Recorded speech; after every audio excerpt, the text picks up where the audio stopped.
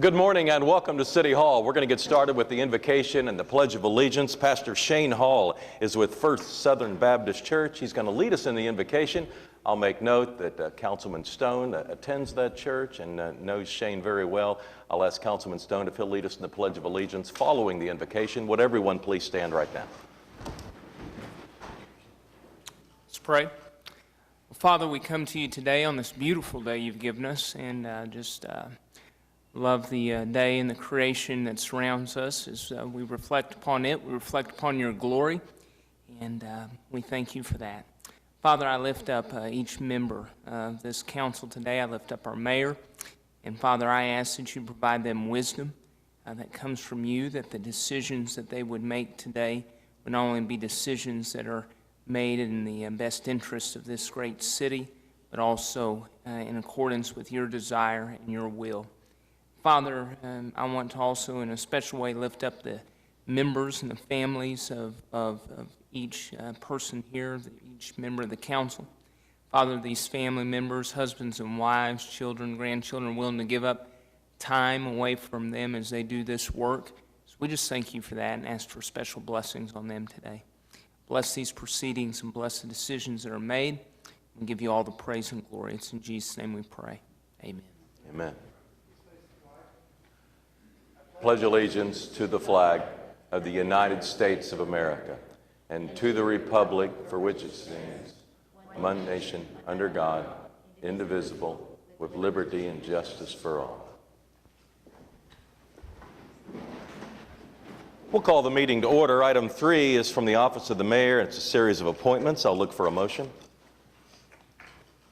Is there a second?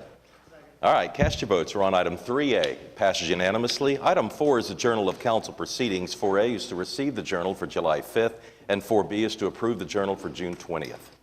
Is there a motion on the journal? All right, cast your votes, and it passes unanimously. Item 5 is request for uncontested continuances. Mayor, just a few this morning, starting on page 23. Page 23 under item 9G1, D. 1204 Northeast 18th Street. We ask that be stricken. We need to re-notify the owner. Item H, 3427 Northwest 50th Street. We ask that be stricken. The owner has removed. Moving to page 24 under item 9H1. Item A, 5016 Briarwood Drive. We ask that be stricken. The owner has secured. Item C, 1112 North Douglas. We ask that be stricken. The owner secured. Item I, 11900 Royal Coach Drive. We ask that be stricken. The owner secured. Item N, 117 Southeast 21st Street. We ask that be stricken. The owner secured. Item AA, 2629 Southwest 45th Street. We ask that be stricken. The owner is removed. Item AF, 300 Southeast 52nd Street. We ask that be stricken. The owner has secured. On to item 9I1, item A, 1112 North Douglas. We ask that be stricken. The owner secured. Item F, 11900 Royal Coach Drive. We ask that be stricken. The owner secured. Item K, 117 Southeast 21st Street. We ask that be stricken. The owner secured. Item T, 2629 Southwest 45th Street. We ask that be stricken. The owner has removed. And finally, item Y, 3427 Northwest 50th Street. We ask that be stricken. The owner has removed. All right, any other requests for uncontested continuances? No revocable permit requests today, so we'll recess the council meeting, convene as the Oklahoma City Municipal Facilities Authority. There are 7 items on the MFA. Is there a motion? All right, cast your votes. It passes unanimously. We'll adjourn the OCMFA, convene as the Oklahoma City Public Property Authority. 3 items. Second. All right, we have a motion and a second on the PPA. Any comments or questions here? All right, cast your votes. Passes unanimously. We'll adjourn the OCPPA and convene as the Oklahoma City Environmental Assistance Trust. Just 2 items. All right, we have a motion and a second. We're voting on the EAT. Cast your votes. It passes unanimously. Adjourn the OCEAT and reconvene the council meeting with the consent docket. Move the items subject to individual consideration.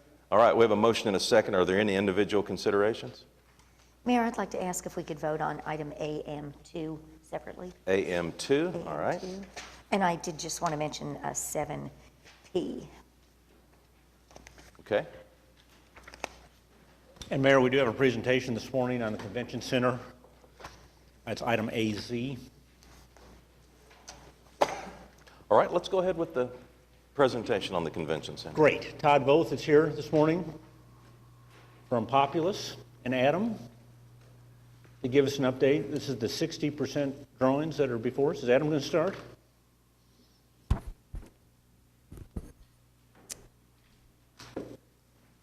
It's good to see everybody. I'm waiting for the clicker.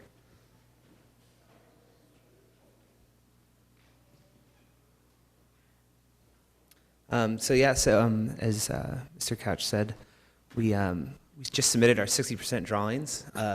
With our 60% drawings, that comes with a 60% cost estimate, which is exciting, to say the least. And so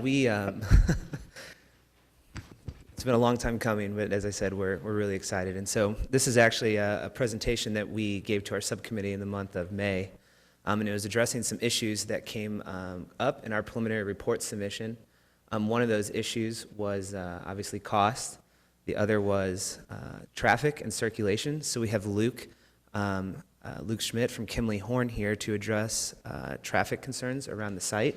We have a proposed solution that we think we've all agreed on, but we obviously would like your feedback and any opinions you have on that. And then also the potential for an elevated pedestrian connection from our facility to the potential hotel development. And I know the Omni team is here as well, so it's fitting that we're discussing this today. So a quick update. Again, we always run through our design principles with our subcommittee, and I know the park is under construction right now, and there's a lot of land moving around, so it's great to see a lot of these things that we've been talking about for years now starting to come to life. And so, as far as where we're at with our drawings, the 60% set is fully coordinated with all of the appropriate, civic bodies around the area, from police to fire. The building operator, SMG, has provided meaningful feedback, and then, of course, continued coordination with our MAPS 3 team, our subcommittee, and the Citizens Advisory Board. So I think it's safe to say that everybody that's been involved up until now is comfortable with where the design is at and where we're moving, except for these few outstanding issues, which we hope to get some resolution on today. So project budget. So this is our 60% budget, and this is our 60% estimate.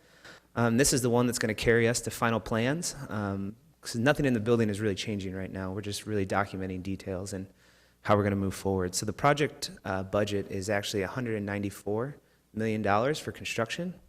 Our latest estimate has come in at $191.9. So we're actually a little bit under budget, and we're a little bit under budget because there's a few things that we've established, some internal things in the building, to pull that out as add alternates, just in case if the building goes to bid and it comes in a little high. We don't foresee that happening, but we wanted to develop a pathway to make that happen. So right now, with all of the add alternates, we're actually in budget, but as you see the spreadsheet up there, there's a few things that we've pulled out just to be safe. So again, the things that aren't in our budget are the parking garage to the south, 4th Street, and the potential bridge. But again, that's not in our base scope of work. So everything in the building in our initial scope is, we can safely say it's in budget right now. And so again, we'll be refining this estimate as we submit our final plans here at the end of the month, or at the end of August. The building layout hasn't really changed at all, so I can flip through these really quickly. And we went ahead and updated our set of renderings just to reflect the current status of the drawings. So these are actual renderings from our current architectural model. So I think you can see that the design integrity of the building hasn't really changed much through the course of this process. So again, the views from Robinson, the park, looking south on Robinson again, looking north. And this is actually a view that we created, a modified aerial view where you can start to see the development along Robinson in the aerial. So vehicular circulation and traffic. When we presented preliminary report, we presented 3 options, and this was mainly addressing traffic moving north and south on Robinson Boulevard. We presented three options. One was the ability for traffic to come south on Robinson and perform a U-turn to go north. The other was the potential for a roundabout on Robinson to allow for traffic to circulate around the roundabout and head north. And the other one was to make a left turn at 7th Street and circulate around the surface parking lot and head back north on Robinson. So I'm going to let Luke come up and explain a little bit of the data and the findings and how we came to this recommended solution of a roundabout on 7th Street. So Luke. Thank you, Adam. Let's talk a little bit about the roundabout concept. So at Kimley-Horn, we were tasked with looking at both a location and a potential design for a roundabout. As you can see in the concept, from a location standpoint, we landed on Southwest 7th Street at Robinson. The reason for that is 6th Street had some inherent challenges with the potential expansion of the convention center, as well as the fountain at the park to the west. So 7th Street was the location that we felt most appropriate for a roundabout concept. From a design standpoint, a single lane roundabout was appropriate from a traffic capacity standpoint, as well as the context of the area. Larger roundabouts are not as pedestrian friendly, so we felt that this was appropriate for a single lane roundabout at this location, as well as from a traffic capacity standpoint, a single lane is adequate for the forecasted traffic that we forecast. From a design standpoint, the single lane concept will be able to accommodate large tractor trailers, school buses, and other large buses or large tractor trailers. So this concept shows a little bit of what we're looking from a design standpoint. But with that, I can entertain some questions in regards to the concept for the roundabout. Go ahead, David. Thank you.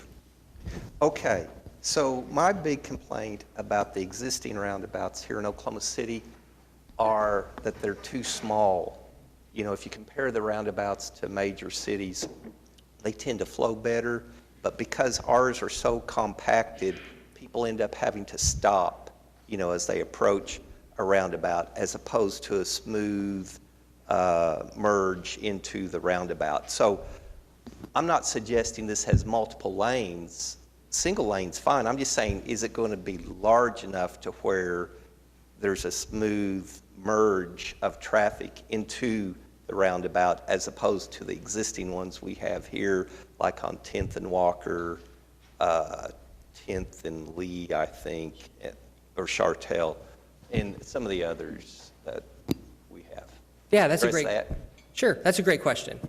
You can see from the exterior diameter, we're at 120-foot diameter, which is fairly large for a single lane roundabout.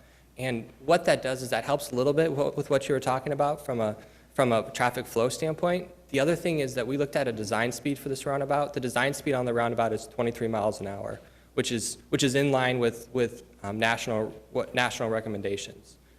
One thing you may notice is the east leg on the approach. We actually show it meandering out and then coming back in and going through the roundabout.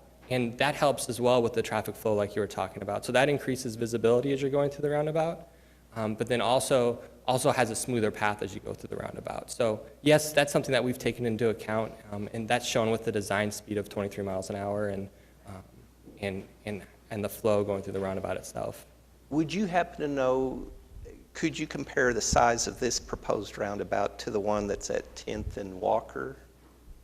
That's a good question. I don't know the exact exterior diameter. That one's different as well, though, just since it has 4 approaches entering the intersection. Yeah. That one was pretty constrained from a right-of-way standpoint as well. This one, we have a little bit of flexibility to be able to make those approaches a little bit smoother entering the roundabout as well. I don't know the inscribed diameter for that. I'm sorry.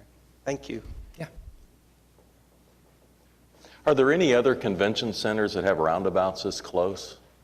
This close? That's a good question. I can't think of one off the top of my head.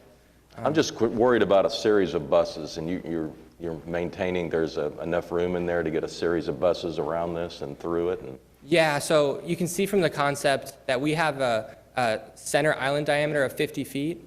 That red section outside of the center diameter, that's a truck apron. So what that allows is it allows vehicles to mount that section so then they have an easier route getting around. Your typical vehicle will stay within the gray paving section. But the red apron is where your tractor trailers and your larger tour buses, they'll actually utilize that truck apron to be able to make the roundabout safely and effectively. And is the street exiting the circle to the east, is that 7th Street? Correct, Is that what you yes. said? And does that go all the way through to Shields? 7th does not connect to Shields. So where is it going? It would go to the Broadway to the east, and then it'd be more of an internal roadway. So how would you get to Shields from this circle? Getting from Shields, so you could go through, so Broadway would go up to 6th, and then you can get over to Shields. You can also go north on Robinson to the new Oklahoma City Boulevard eventually. The main purpose of the roundabout is get people from the north who are going to the convention center and they want to drop people off into the front of the convention center. So it's not really the purpose isn't to get you to Shields, it's to get you to the front of the convention center. Thank you. Okay, so let's say you drop somebody off. Are you heading north when you drop them off, or are you heading south when you drop them off? You'll be heading north. Okay. And so then you go to the boulevard? If you want to go back to Shields, if you want to get back? You to go to the I-40? boulevard, you go in the garage, you can, it's whatever you want to do at that point in time. Okay. All right, any other questions? Because the parking garage is basically on 4th Street, is that correct? Be on the boulevard. And the boulevard, so, okay. So you just make that circle, go north and go into the parking garage. Great.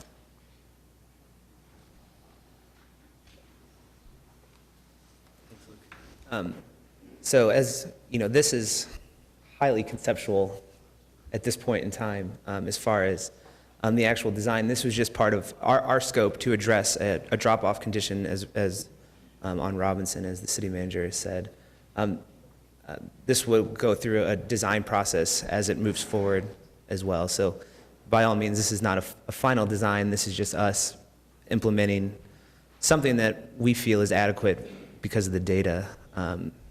And Luke, what year did you guys project to? 2030, all the way out to 2030 for the traffic flow. So the pedestrian bridge, you know, in working with our subcommittee and our Citizens Advisory Board, it was decided that a bridge to the hotel is almost a necessity. So we were tasked with a concept design. Again, this is very high level, but I think we were all a little, we're just questioning how much something of this scope would cost. And so we were tasked from our MAPS committee to do 3 options to put a cost to what a bridge from our convention center would potentially mean for the city. And so we have 3 options. One of them, we call it just circulation. And this is a bridge similar to the ones that you see around town today, the ones that are going from Devon Tower to the adjacent parking structures. This is a simple bridge, climate controlled, 15 feet wide, that would plug into the hotel at a undetermined level at this point. But the cost of a simple structure like this connecting to our facility is approximately $1.5 million. The second option is what we're calling gathering. As the hotel starts to develop and obviously the adjacent meeting room in the convention center, you would like to have a more meaningful relationship between the meeting space in the hotel and the meeting space in the convention center. So we came up with this option called gathering, where it allows a bit more of a footprint to allow some light gathering and reception space on this bridge. So again, a climate-controlled bridge that's a bit wider with some available program there for use is approximately $2 million. And the third option we call the program option. We see in convention centers around the country and globally that when you do have these connections, sometimes it is beneficial to add in some kind of program there, whether that is a coffee service, a small cafe, some kind of exterior space to allow views of the park and views down 4th Street. Again, just to provide a little bit of meat to that connection between the 2 spaces for all the patrons going back and forth between the 2 facilities. It really allows the buildings to start to function as one cohesive unit. So to do this and add the appropriate utilities, food service, you're looking at a cost of approximately $3 million. And so These were presented to our subcommittee. No decision was really made. I think this was just a more of an informational opportunity so that we all understand as we move forward with final plans what we're dealing with as far as how we would implement a pedestrian bridge. We have designed our facility to accept this bridge. So now it'll be between us and further coordination with the hotel team on how we could make this bridge a reality. Right now, we've established a distance that can just get the bridge across 4th Street into the right-of-way of the adjacent the hotel site. And so again, if we do decide to move forward with this, there will be some meaningful coordination between us and the hotel to make sure that not only the design, but the function of the bridge is beneficial for both facilities. Adam, we met with a panel, the CVB brought in a panel of meeting planners, and they were just emphatic that there be a connection, direct, and out of the weather connection so that people could walk back and forth. And they just said it was critical to make, they're making decisions about using the property. And also, thank you for taking this on because we really do need it. Yeah, we, from an urban planning perspective, you always kind of want to put people on the ground. However, there are examples where if you're at a convention and you do have to go back and forth from a meeting room in the hotel to a meeting room in the convention center, it is meaningful to have this connection between the two facilities. If you talk about the traffic flow of a patron during an actual convention. So I completely understand where the meeting planners are coming from of this being a benefit for the facility, for both facilities. Adam, if it's not too late in the design stage, could you look at what they've done out at the airport, the rental car center? The art aspect of that was with respect to the entrance, that when you walk through, you've got a series of sounds and some lights.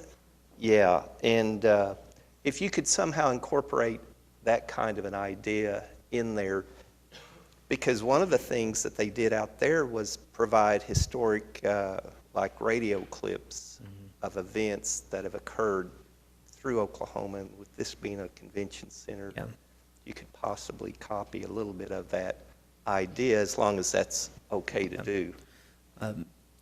Along with that, we are, all of our public art ideas right now we're on the ground level, so it's the right time to be having this conversation. We've had meaningful meetings with Robbie from the art department on how we can implement the public art in this project. And right now, we're kind of taking all ideas, and so it's definitely a meaningful comment right now as we move forward with this public art process. Well, not to complicate things too much, if you went across to the parking garage, that breezeway, the artwork up there with the different sky clouds and stuff. Yeah. I would just take those ideas, since we've already paid for them, put them in here. And No, the artist isn't listening. Yeah, but it's our project now, right? Yeah.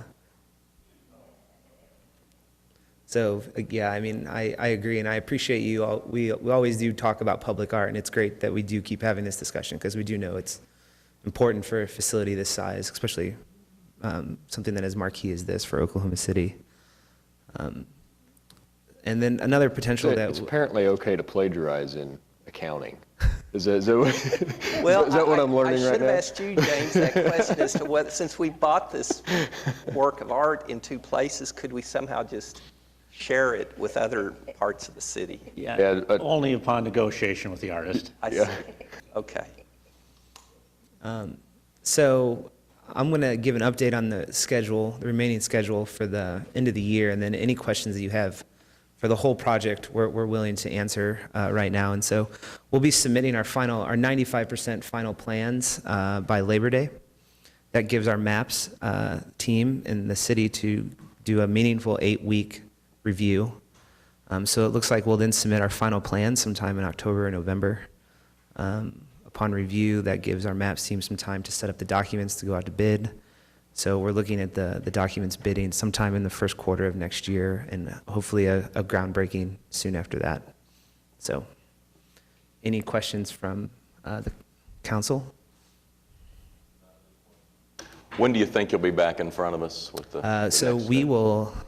will meet with our subcommittee in September. So I would assume that that will be a pretty robust meeting of our final plans. Again, nothing design-wise is changing, but there's still some stuff floating around as far as the bridge Okay. parking. So I would assume sometime in the early fall we will be back for another All right. presentation. David, can we pin you down for a groundbreaking on the convention center, or can you give us a good estimate? I'm going to estimate about February of next Okay. year. That's what we're shooting for. Once we get the bids, it might be 1st of March, but right there in February, March. Exciting time. Thank you. Does that wrap up That's the it. convention center presentation? Yes, sir. All right. Anything else on the consent docket? Anybody else have individual considerations? Thank you, everyone. Yeah, Mayor, I just wanted to mention item P. It's an annual approval of our Continuum of Care program, and these are the grants that we receive from from Housing and Urban Development that help particularly fund housing, helping get homeless folks off the street and work on the overall cost of homelessness. And these agreements are with, our friends that I mention on a regular basis, but I always like to do so: the Homeless Alliance, Red Rock Behavioral Health Services, City Care, Hope Community Services, Community Enhancement Corp., OKC Metro Alliance, that runs our First Step program, Heartline, and Be the Change, which is doing great work with street homeless. And this year, the dollar amount that we received from HUD is just in excess of $2 million. So Ed and I always talk about the paltry social services budget, and we wish more than anything we could fix that, but we do on an annual basis receive substantial dollars from the federal government. We hope those will continue, but that's how many of these programs are funded. Thank you. Yeah, Ed. Can I ask one more question on the convention center design? Can you, we talked about some kind of analysis on solar panel incorporation. Can you speak to that and also to the energy efficiency of the convention center itself? So we did conduct the solar analysis, and the findings from our consultants and their coordination with the city was that at this point, it was not very cost prohibitive to put the solar into the building right now, that it would actually be a premium from the energy company to use the solar panels at this time.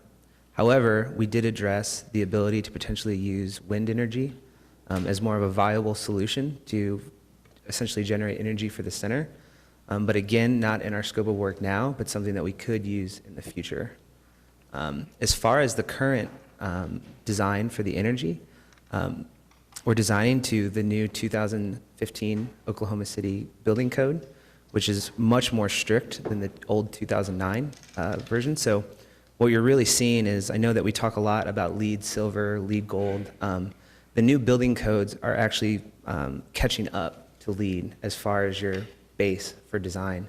And so we are taking every precaution to design the mechanical systems, all of the low emissive glass, all of the lighting in the building are LEDs. So we're designing a facility that is very strict and energy efficient. However, it was decided that we will not be pursuing a LEED rating. And I know that that might seem like a red flag. However, we're confident that with just the basis of design through the code, that we are achieving an energy efficient building, but it was decided to not actually go ahead and pay for that LEED status for this project. One question, your question reminded me of this. You talked previously about the building faces to the west, sun moves to the west, heat concerns. How have we dealt with that? How have we addressed that issue? So I wish I had an old presentation up here. We've taken a number of robust systems, I guess you could say, to address that. Most passive and some active. And so a passive would be, the high efficiency, low emissive glass. As I stated in previous presentations, we're opening a facility in Anaheim right now that is almost this exact same condition, west facing. And we're actually achieving a very high level of protection just with the glass in Anaheim. And so we'll be using a similar glass like that in this project. We also have passive louvers on the west-facing facade, specifically on the meeting room space. So a combination of the louvers and the low emissive glass, and then on certain areas that we think are high impact, we have a light frit on the glass, basically blocking a certain percentage of the light. So from an appearance perspective, the glass doesn't look any different, but it actually is blocking a substantial part of the light entering the facility. Also, as you've seen the architecture, we specifically designed the building with deep architectural overhangs. So we're getting a lot of protection from the sun, just from the architecture of the building. And if you look at our building and plan, we've rotated the building 25 degrees to the north. So just that simple rotation and plan has allowed for a substantial amount of protection for majority of the year. But we always say this with our mechanical engineers, is that you're never really designing for Super Bowl Sunday. You're designing for the range of the entire year. So if you were designing for the absolute hottest time of the year, the cost would be skyrocket. And so what we've done is we've taken what we think is a recommended range for this region and designed to that. And on those certain days when you will have high exposure, that's when you would rely on the mechanical systems to kind of make up the difference from an active perspective. And again, from a functional standpoint, all of the meeting rooms that are west-facing, they have the ability to have blackout conditions. So you have a series of blinds inside the room where they can allow ambient light or actually a blackout condition in the room. So again, it'll start to become an operational thing as we learn how to operate the building. But from a passive architectural perspective, we've pulled out all the tricks in the architectural handbag to address a west-facing condition. Thank you. Hopefully you got some of the economic numbers from someone other than OG&E. But part of the economics, of course, is affected by the hostility towards solar at the legislature. If some of that changes, where they allow third parties to come in and lease and not be considered a utility, could your current design accommodate that in the future should legislation change in the future? Yeah, so we've gone through the exercise of identifying what parts of the building can accept solar from a structural standpoint. Certainly not exactly knowing what the systems will be in the future, but I know from an actual building standpoint, we can accommodate it if it does go down that route. Okay. It was just decided to not do it at this point in time. But Councilman, the driver on this, and even with the rate increase OG&E has had recently, the driver on why it's not cost effective is because the overall low electric rates in Oklahoma. That's part of it, but it's also that if a third party can come in and collect the tax credits, which we as a municipality cannot, that also shifts the economics. That would be a factor, but you still But have the hurdle of the overall low Right. electrical rates. That's currently not allowed in Oklahoma, That's and correct. that's the part of the hostility of the legislature. Thanks. Thank you. All right, I think we've addressed all of the individual items on the council agenda. I'll take the motion and the second to include all of the items on the consent docket with the exception of AM2, which Councilwoman Salyer asked to be voted on separately. All right, cast your votes. Passed unanimously. Now, do we have a motion on item AM2? Is there a second? All right, cast your votes. And AM2 passes unanimously.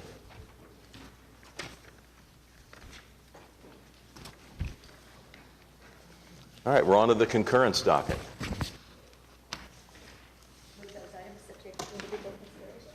All right, we have a motion and a second. Are there any items to be discussed on the concurrence docket? All right, cast your votes. It passes unanimously.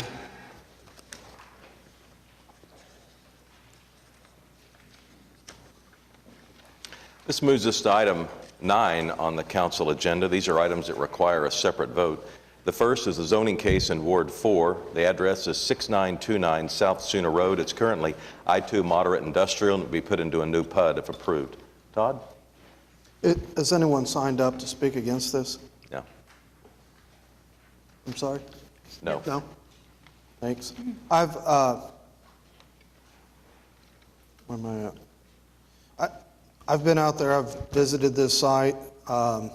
I've looked at the plans. It was approved by the Planning Commission, so unless anyone has any questions for it, I'd move for approval. All right, we have a motion and a second. Anyone here hoping to speak on item 9A? All right, cast your votes. It passes unanimously.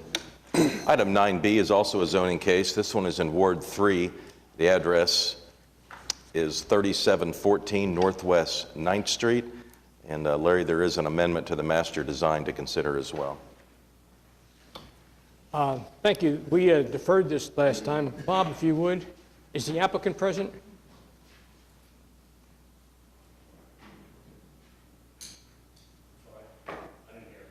Yeah, if you'd come forward, you and Bob Fisher. I had some concerns the last time. We talked on the phone since the last time. Yeah. And there were two purposes for this, correct me if I'm wrong. One is to have a light industrial on one track, and on the other to have some housing in the future, possibly on a second track. And on the housing one, we talked about limiting that to either a couple of duplexes or a triplex, and not to have R4. Right. Is that, Correct. does the material that we've got presented here, the updated material, conform with that, Bob? Yes, if you approve the amendment, that would be included in the document. Okay, so we need a motion on the amendment and then on the item itself. That's right. Okay. Has anybody signed up on this? No, sir. Okay, then I would move the amendment. All right, we're voting on item 9B1. Cast your votes. It passes unanimously. And then on the item itself, I move the item. All right, now we're voting on item 9B2. Cast your votes. It passes unanimously. Thank you all.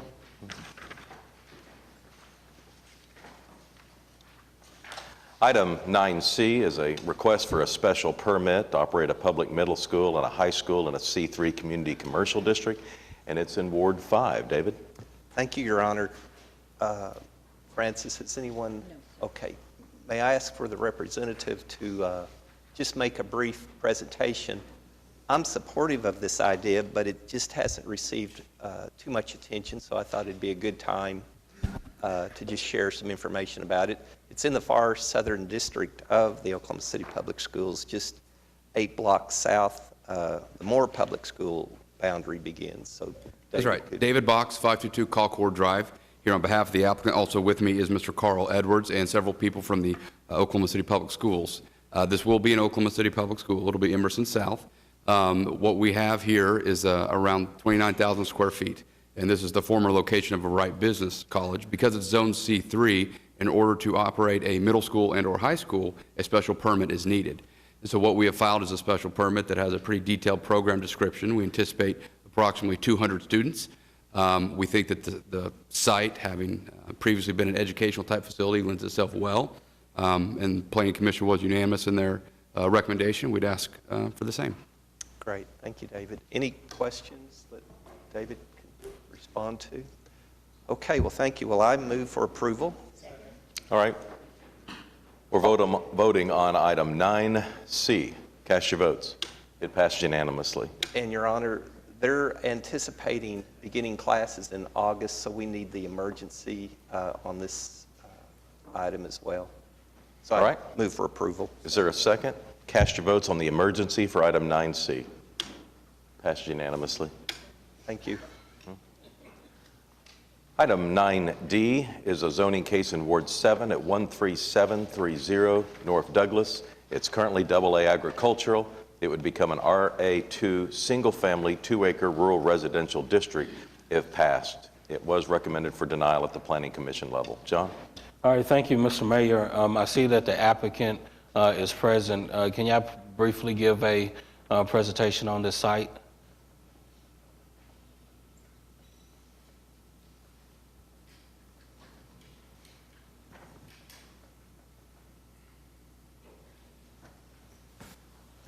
All right, again, David Box, 522 Colcord Drive. Tim Johnson, the civil engineer for this project, also here with me. This is a site that is located in a rural area, and one of the issues that was faced at the Planning Commission was density. In your staff report, it makes a reference to perhaps Planning Commission believing that the density is out of scale, and so what Mr. Johnson produced is an exhibit to show you all of the other surrounding zoning cases. So what we have is an application that would allow 2-acre lots. There's a subsequent plat that will come forward. But what you see here is you've got the subject site, and all the other sites that are highlighted in either yellow or red are developments that are either identical to ours or more dense than ours. So we believe we have an application that is right in line with the surrounding area, and if you look at the details of this, you have less than acre lots, 3/4 of an acre, 1 acre, 2 acre, around 2 acre, 2 acre, 1 acre. So our development's actually on the lower side of the density in that area. We think it's going to be a nice development that'll have wonderful 2 acre lots, wonderful rural type lifestyle. We do have an area in this part of the city that has wonderful trees. So what Mr. Johnson plans to do on the plat is actually put a note on the plat requiring a certain level of tree preservation. We think that's going to be something that'll help this development and make it a unique development in this part of the city. All right, Mr. Box, I had an opportunity to drive this area over the weekend just northwest of this particular site. There is a pending zoning case in the city of Edmond where they are actually trying to do, I believe, a 1 acre development. So before I actually went out to this particular site, I was in favor of denying it, but after seeing that, again, just northwest of this particular site that the city of Edmond is looking at rezoning a huge parcel of land that's, again, going to be 1 acre, and this site is going to be 2 acres. I think this falls in line. So with that said, I move for approval of this item. All right, we have a motion and a second. Anyone else show up today hoping to speak to this item? All right, cast your votes. Passed unanimously. Thank you.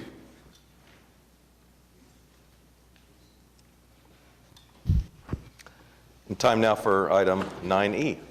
Mayor, item 9E is an ordinance that would has to deal with termination of water service for non-payment of wastewater service charges. And Lee Booth is here from the Utilities Department this morning to give us a little more detail on this item. Good morning. Lee Booth, Utility Customer Service. This ordinance being introduced to you today is about instances where Oklahoma City provides water service to a property and the property is served with wastewater service by another public entity. So the state law changed in November of 16, and it requires Oklahoma City to provide this service to another public entity when requested. So the ordinance before you establishes a procedure whereby, in this instance, the city of War Acres, who's approached us, establishes a procedure whereby we provide notification to customers and an opportunity for a public hearing for them prior to their service being disconnected. So for perspective, we provide water service to about 213,000 customers in Oklahoma City. Of those, roughly 10,000 receive their water from us and their wastewater service either from another provider or have a private service. And we have 3,400 customers which we share with War Acres. So we're talking about a relatively small portion of our customer base. The cost of this program is borne by the users. So customers who we post public notice on will pay for that public notice. Customers whom we disconnect will pay for the reconnection of their service. And the administrative charge associated will be handled through our cost of service fees that we charge to outside city retail customers. Lee, this is really started by the city of War Acres. Yes, sir. Who we provide all the water for, and they provide the wastewater services for. And so when they have people that don't pay their wastewater service, they had no recourse. Yes, and sir. so they went to the state legislature, got legislation change, and what we are doing is a procedural change to go in accordance with the state law that was recently passed. All right, thanks, Lee. Thank you. Any comments or questions on item 9E?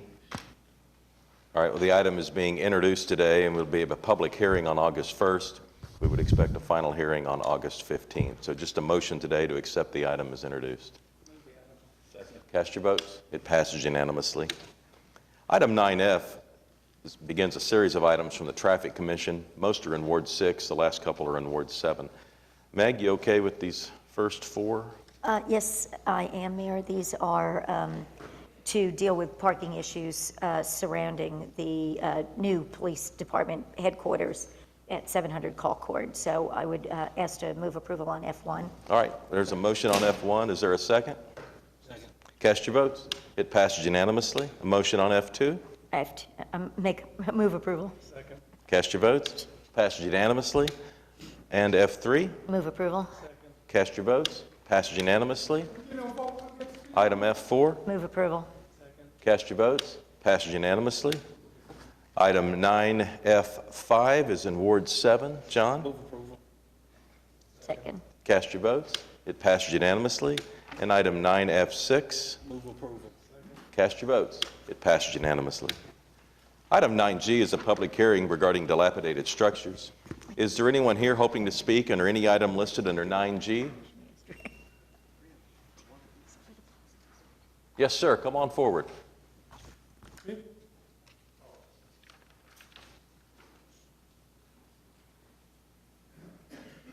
I own the property at 1900 Northeast 50th. All right. And I had gotten a notice to come in today. And what I want to do is, right now I'm in bankruptcy, litigation. And I talked to my lawyer on last week. But right now, my lawyer, and the lawyer with the Penny Mac Mortgage Company, I don't know what got the operation on hold, but right now they're trying to see, they said it's one of the first time that they had a property that was in bankruptcy get burned.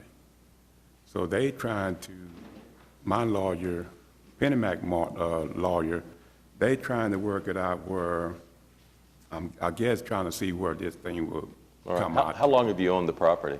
Since 2005, I think, when I bought it.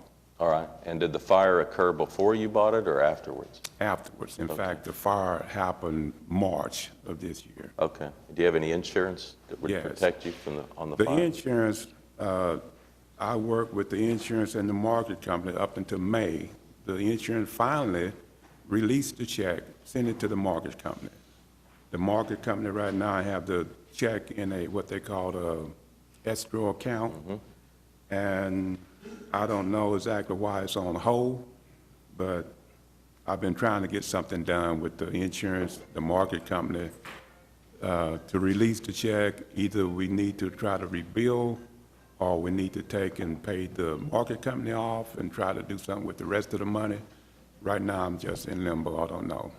Yeah. Are you hoping to bring the property back and make it a viable rentable property or livable property? Well, I want to, originally when I bought the place, I wanted to fix it up, and I have been working on it to move there myself, me and my wife. I would like to live on that property myself. I do have other rental property, but I just kind of fell in love with that one.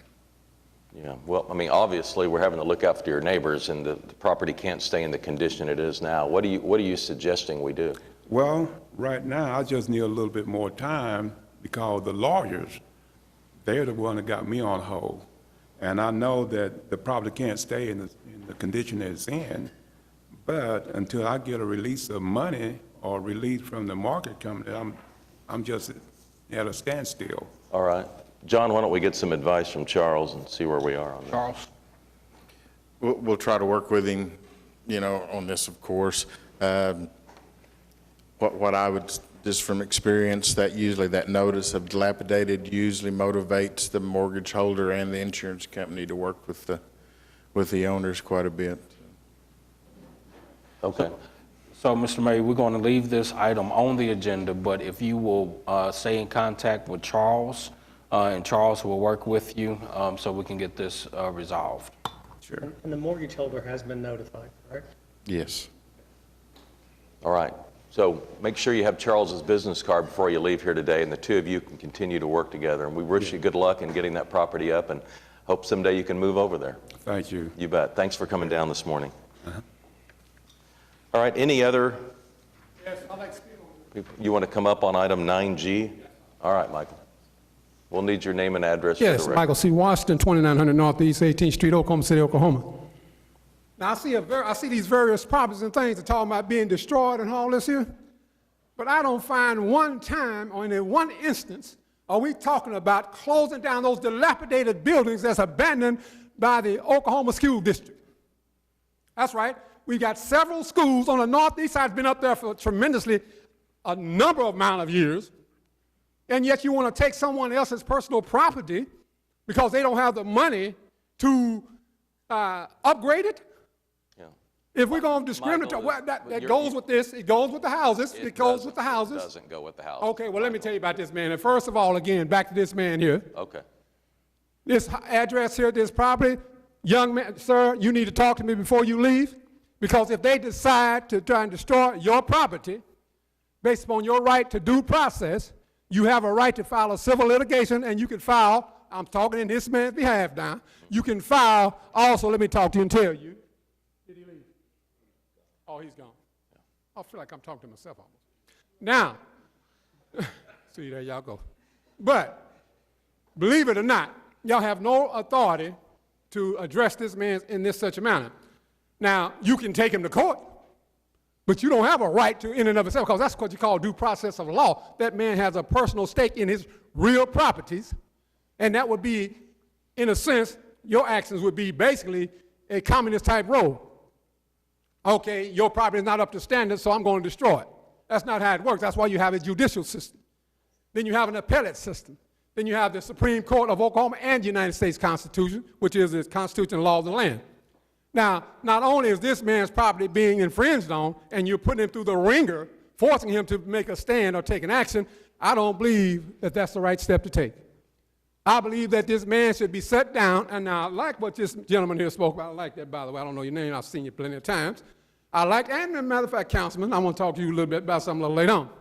But let me say in closing, if there is any instance on the northeast side of Oklahoma City where there's some improper conduct, I personally will be taking you people to court. All right. Thanks, Michael. Have a good day. All right. Need a motion on item 9G. Cast your votes. It passes unanimously. Item 9H is a public hearing regarding unsecured structures. Is there anyone here hoping to speak under any item listed under 9H? Okay, with motion of second. Michael, which item did you want to speak on? I'll just say I'm all that way. I won't hold you up. No, Michael, you have to speak to a specific okay, item let me on see. the list. Okay, so let me take 3 Southeast 27th Street. All right. Can I see a picture of it? Oh my goodness, what in the world is that? Yes, yeah, turn it down. What's next?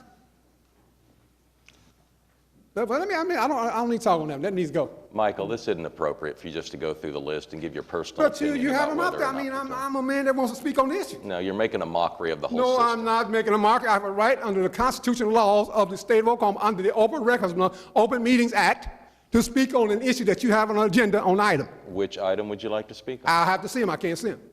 Well, there's a list there in front of you. Now, I'd like to go to 1112 North Douglas Avenue. All right. On abandoned. Abated, excuse me, abated.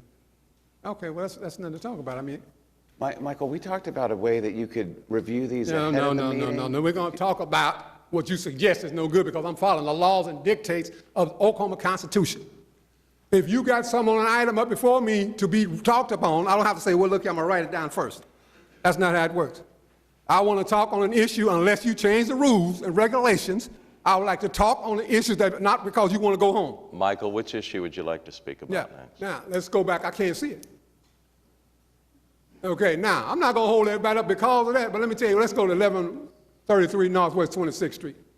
But I'm going to do this, like I say, for the sake of conformity here. One time. What, do they want to turn this place down? Oh. All right, do we have a motion on item 9H? All right, cast your votes on 9H. Passes unanimously.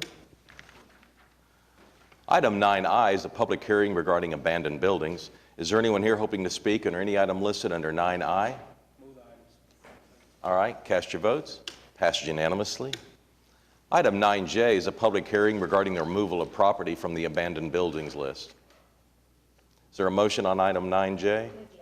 Anyone show up to speak on any of these items? All right, cast your votes. It passes unanimously. Mayor, I do want to point out that item C, 101 East Sheridan, was the old Spaghetti Warehouse building.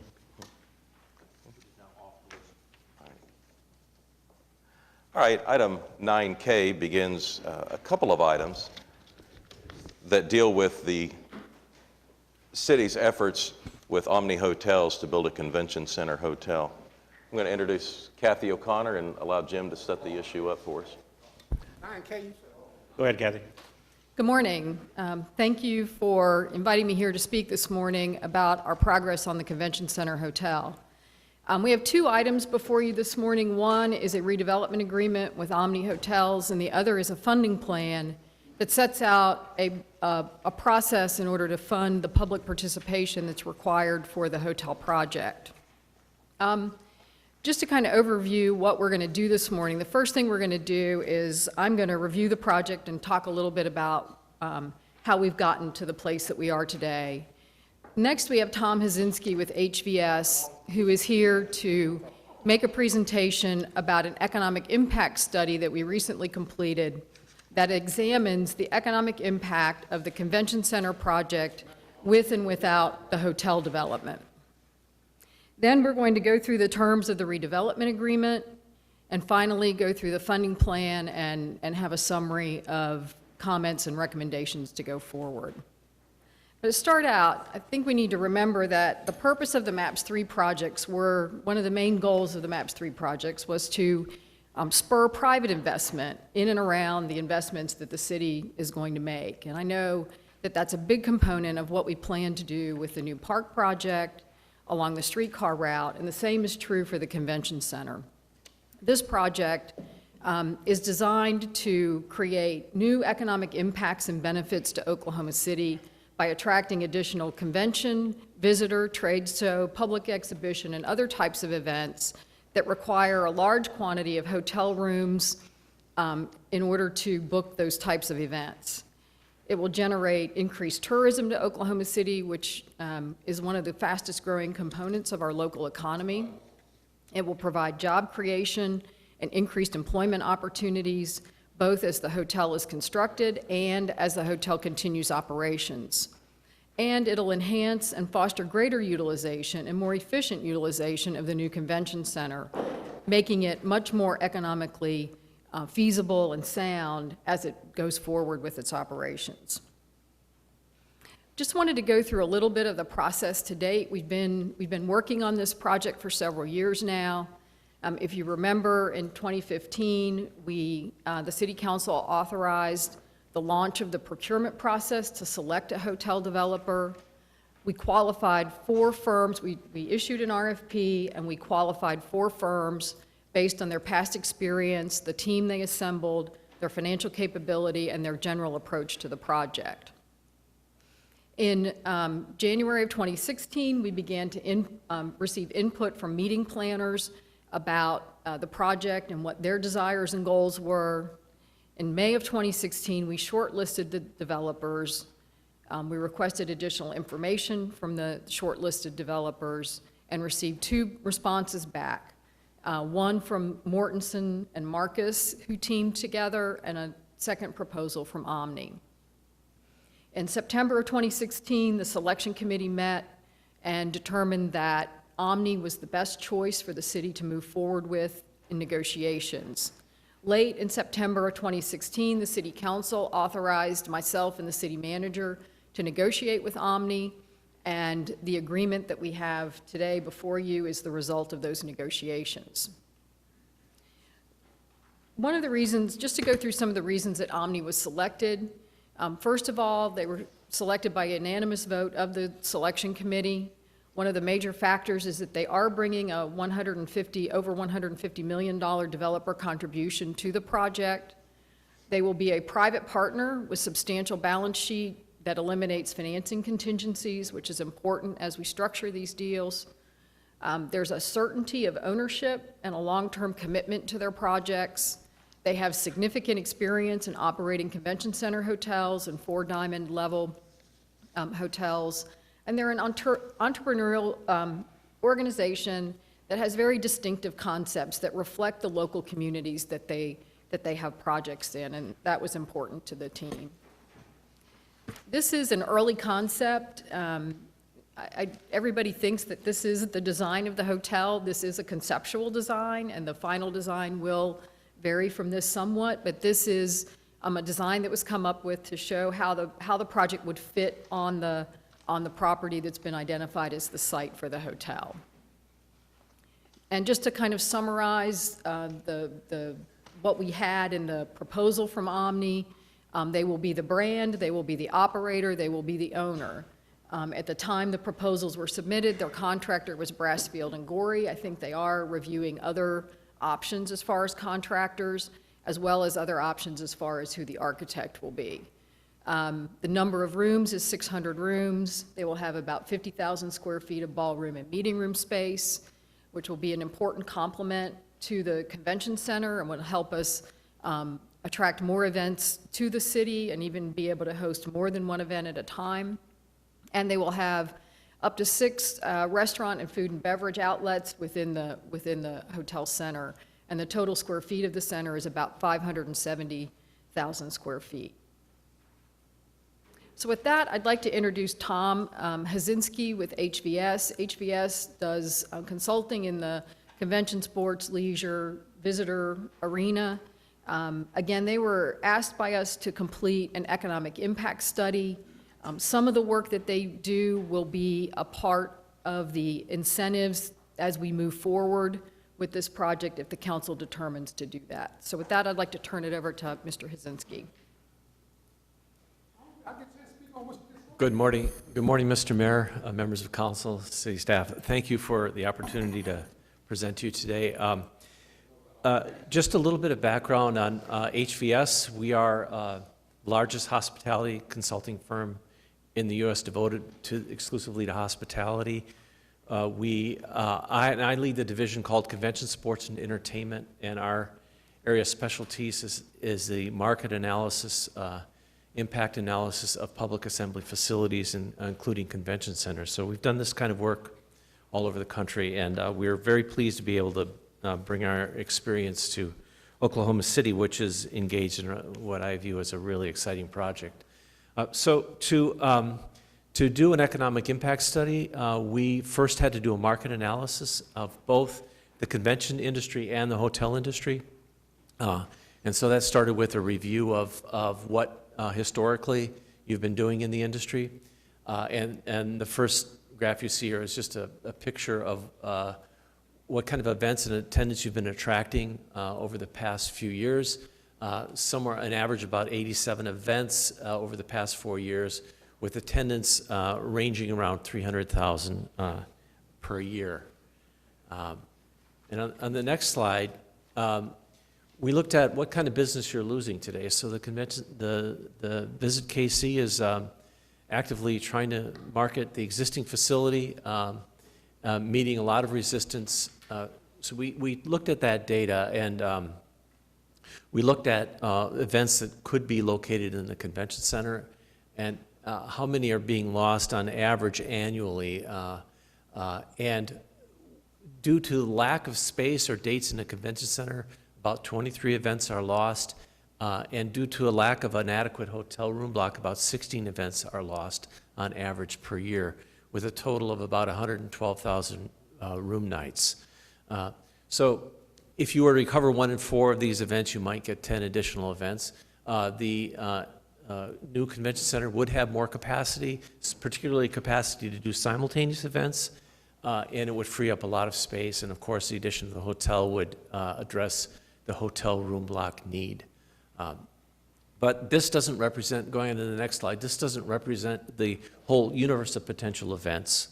So we looked at a database called a MINT database. It's provided by the Destination Marketing Association International. And we looked at, in that event database, there's about 1,200 events that rotate around the country, okay, of various sizes. And that database contains information about where they occurred, what the origin of the event is, and how many attendees they have and how many room nights they generate. So we analyzed that database, but we looked, as events rotate around the country, they go to different regions. So we only looked at those that what we called regional events occurred in the Midwest, about 12 states in the Midwest running down the central United States. We further sorted that database for events with about 5,000 or fewer attendees. This would be the kind of capacity you would have with the new convention center. And then we also looked at what ones were nationally rotating. We tried to eliminate, let's say, Texas events that are originated in Texas, that occur in Texas, that are not likely to occur in Oklahoma, let's say. So that got us down to about 269 events, which with average room nights of about 3,000 room nights a year. So this is just a good indicator of the size of the market that's available for you. And so that's the kind of market you'd want to be penetrating in terms of attracting convention events. So if you were to get 1 in 10 of those events, you could get 26 events, okay? So that's just a kind of a rough indicator of the size of the market. So going on, we then did an analysis of how comparable venues are doing. So we selected some where we could get data on their operating performance. And this slide indicates the size of the function space in these facilities. The blue bar represents exhibit space, the red bar represents ballroom space, and the green bar represents meeting space. So we looked at Denver Convention Center, or the Convention Center in Denver, which is the Colorado Convention Center, Columbus, in Pittsburgh, Oklahoma City. The new proposed is in the darker shade, and the Albuquerque Convention Center, and in Grand Rapids, Michigan, DeVos Place. So you can see we've selected cities where you kind of fit in the middle of those. Some are larger, some are smaller. And so we wanted to look at the characteristics of those destinations to see how you should be performing, so putting it in context. So we did a market analysis of all of these. So if you go on to the next slide, one of the key criteria for event planners in selecting a destination is availability of hotel rooms. And adjacent rooms, or rooms connected in the headquarters hotel like the Omni, which would bring 600 rooms to Oklahoma City. You're kind of in the middle of the pack there. Similar convention centers have around 600 rooms. Denver, being a much larger market, has more. Albuquerque, a market that's not performing well, only has 295. If you look at proximate hotel rooms that are within 1 mile and can serve the convention center, you're going to have about, with new supply entering the market, about 3,200 rooms. So you're in a pretty good position with respect to proximate hotel rooms. And we looked at a number of other criteria that are shown on the next couple of slides that indicate the strength of the destination. Now, when convention event planners select a city to come to, they're looking not just at a building, they're looking at a destination and what it has to offer. They want strong attendance, they want a sense of place and destination. So resident population is an indicator of the kind of support. Now this is all of these data I'm showing you is based on a source called ESRI, and it's data on what's available within a 15-minute walking distance. So it is the convention destination. So Oklahoma City is currently pretty weak with respect to residential population, and that's important because residential population supports the kind of amenities that convention attendees like. Although on other criteria you measure up very well, you have strong median household income within that range, and you have stronger than most amount of business sales. And going on to the next slide, your retail sales is relatively low. There aren't a lot of retail generators, but you have a lot of arts and entertainment and recreation sales within that 15-minute walking distance, but you're second last with respect to restaurant and bars. So we also looked at this in a more graphic way using the same data source. If you go on to the next slide, I'm going to show you a series of slides of these various cities, so it gives you a picture of how you stand with respect to these other cities. So what you see in the red dots here are the arts and entertainment venues, and the green dots are restaurants and nightlife, so include bars and so on. And the blue are retail outlets. So you can see the location of the new convention center and where it is located with respect to these. It's south of most of these destination amenities. Going to the next slide, we see Denver, and you see this is a highly successful convention destination. You see the intensity of arts, restaurant, and retail that it has. Go on to the next one. Pittsburgh has a similar kind of density just adjacent to its convention center, not across the river, but below the river. Go on to the next one. Columbus, Ohio, has more scattered amenities, and you see that string of them, and that's called the short north of the convention center. It has a decent set within walking distance, and they've done a lot to improve connectivity to those retail amenities that are just north of the convention center. Going on to the next one, Grand Rapids, Michigan. It's getting to look a little bit more like Oklahoma City, with a significant number of retail, arts and entertainment, and restaurant outlets. And going finally on to Albuquerque, you see it's one of the weaker destinations. One of their disadvantages is that they have a lot of their amenities are in the old town, which are far away from their convention center up in the upper left-hand corner of this. So in the next slide, you see them compared side by side. You can see, kind of get a visual picture of how Oklahoma City stacks up today with respect to these other destinations. So what needs to be done to improve destination appeal in Oklahoma City? Go on to the next slide. You're actually doing those things. You're connecting to amenities. You're doing exactly what needs to be done to make this a better destination. It's really an impressive plan. You're not only connecting to the existing amenities, you're creating new amenities in the parks and in the hotel and in the convention center itself. So these dots are going to start appearing more as you move down to the river as this development occurs. So it strikes me as the brilliantly exactly the right move, exactly the right location for this to improve your overall destination appeal. So we took all that into account and said, okay, so how should this new convention center perform?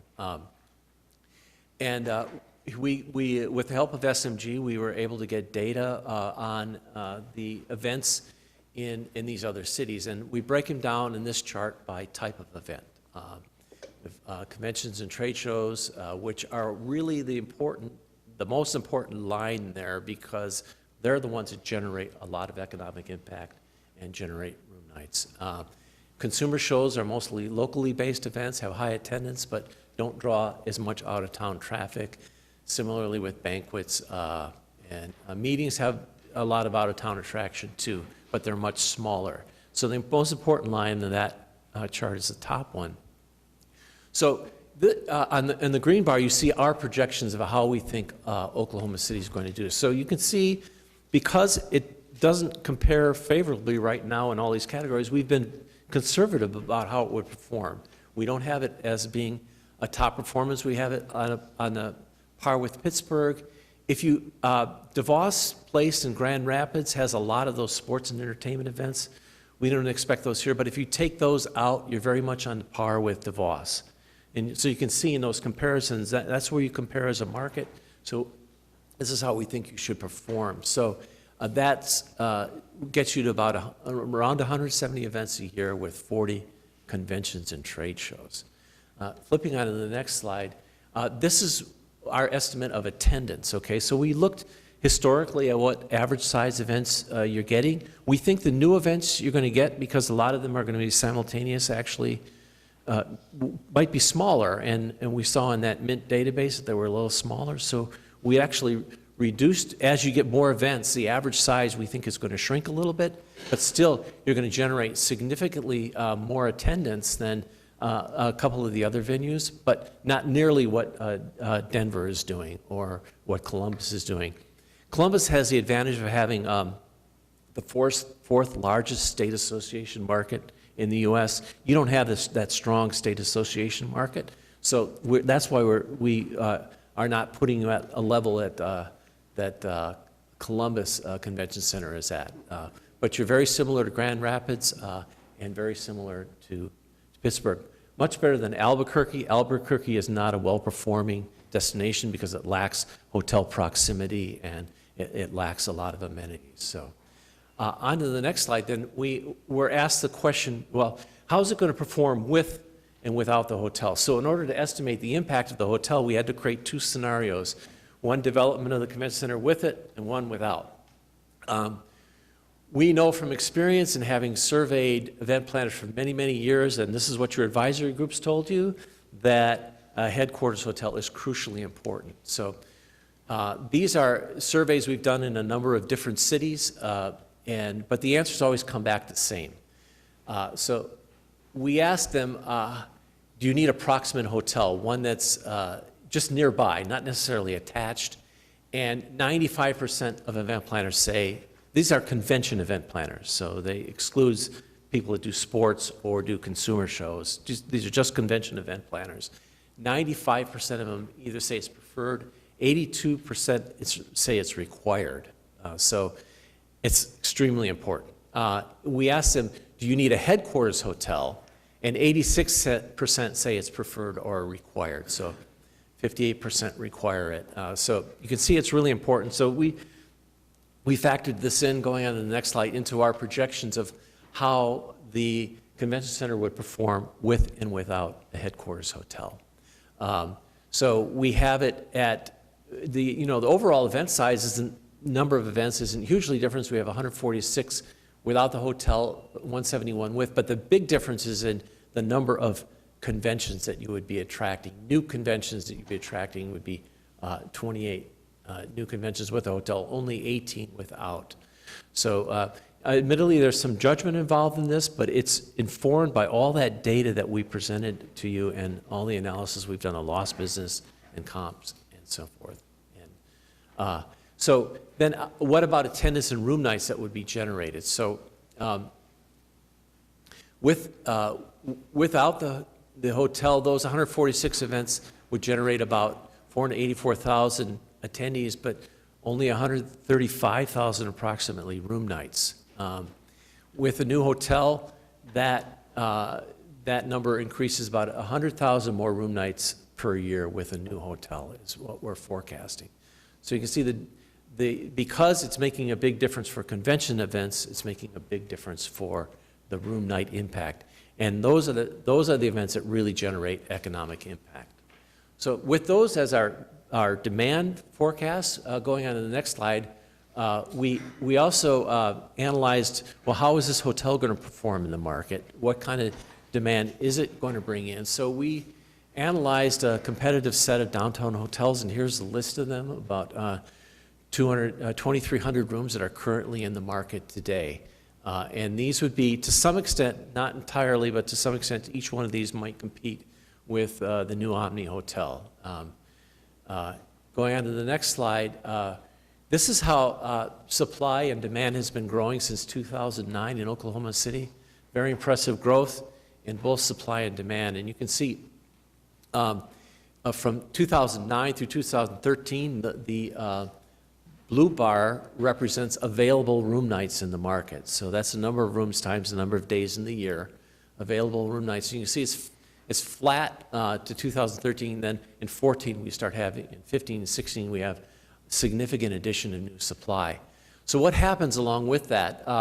Demand is growing nicely, mildly. We got a kink in 2013 because of economic conditions and the falling gas prices affects hotel demand, recovery in 14. But then new supply comes in, and you see another jump in the number of occupied room nights shown in those yellow bars. So you've got new supply adding, and new demand is going on with it. Going on to the next slide, this is the percent change annually in the number of available and occupied room nights. So what this is showing us is that we had demand growth without new supply. When new supply came in 2014, it sucked in a lot of new demand into the downtown market. Now, some of this was coming from outside Oklahoma City. Some of it was coming from suburban hotels that people were staying there, but they really wanted to be downtown, and seeing there's a lot of pent-up demand in the market for downtown hotels. Now, the question going forward is this pattern going to continue? we have a lot of new supply going on to the next slide. This is the history of occupancy, average daily room rate. That's what ADR is, average daily room rate, and revenue per available room. These are three metrics that measure the performance of a hotel market. So you can see that's the supply and demand results in, when demand started coming in the blue line, you see occupancy started to fall in 13 and 14 because there was more new supply added than there was demand.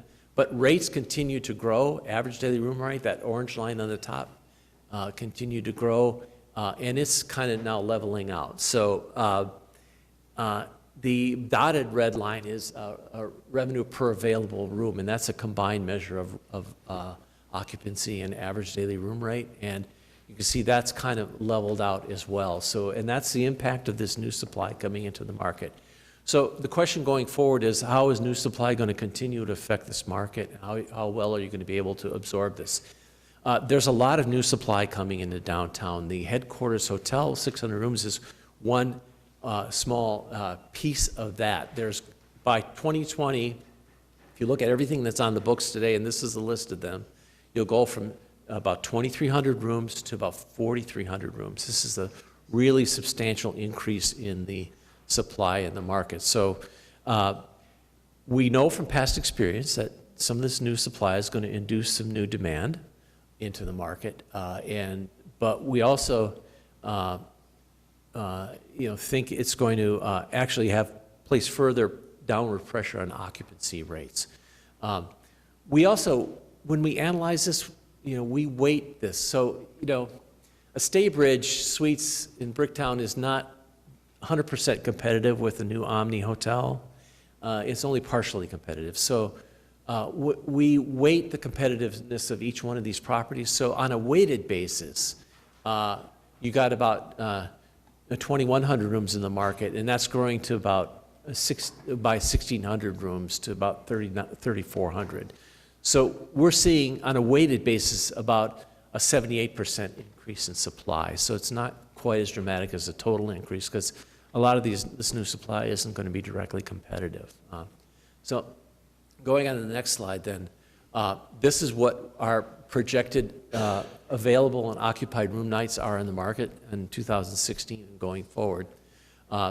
So we see a really steady growth in supply, pretty strong growth in demand, some because it's being induced, some because the convention center is bringing in new demand. That's all factored into this estimate of how the occupied room nights are going to go. So if you look at the next slide, this is the resulting, what we are projecting is a resulting performance of the market. We see occupancy falling every year through 2020, but then beginning to recover. It'll get to the point where the market will be built up and there won't be any incentive to invest in new hotels. At that point, occupancy rates are going to start to recover as demand begins to catch up with the supply. It's just kind of a very typical cycle, although this is a pretty big chunk of new supply coming into a particular market. I think a lot of it reflects the fact that you've been under-hoteled for a long time. But the big question is, what is that? What is the impact of that new supply? So this is our best estimate of what's going to happen.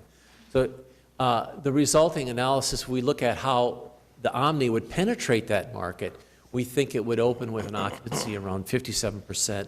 By 2024, that occupancy would grow to 69%. And the average daily room rate, we have it positioned as a strong leader in the market, growing from $167 to about $187 in 2024. So that's our take on how we had to do this analysis of the hotel market, how the Omni is going to perform, because the Omni itself is going to induce some new demand into the market. It's going to bring meetings that are contained just into the hotel that aren't occurring in Oklahoma City today. So we're using that going onto the next slide. We use information about what new demand the Omni is bringing and new demand the convention center is bringing to analyze economic impact. So, and this is a depiction of our methodology for economic impact. We are very intent on focusing on what the net new impact is. This is really important because a lot of impact studies are flawed because they count just the gross, all the gross spending associated with the project. It is only really a new impact if it's importing new income into your economy, right? So that's what we're really trying to get at. How much new income are you going to have in the Oklahoma City economy? So we start at the top line with looking at our demand. We look at the visitors with the new convention center, and we take out what you're currently doing today. It's termed expansion here, but it's really new build versus the existing building today. So that gives us our net new visitors. So they're the ones that are generating the impact, and the meetings and the spending associated with those events are generating the impact. And then we have data on how much those visitors spend, how much the event planners spend, how much exhibitors spend, and we multiply that by the new visitation. And that gives us an estimate of the only the new direct spending that's in the economy. So then you've got this new spending in the economy. How is it going to affect your economy?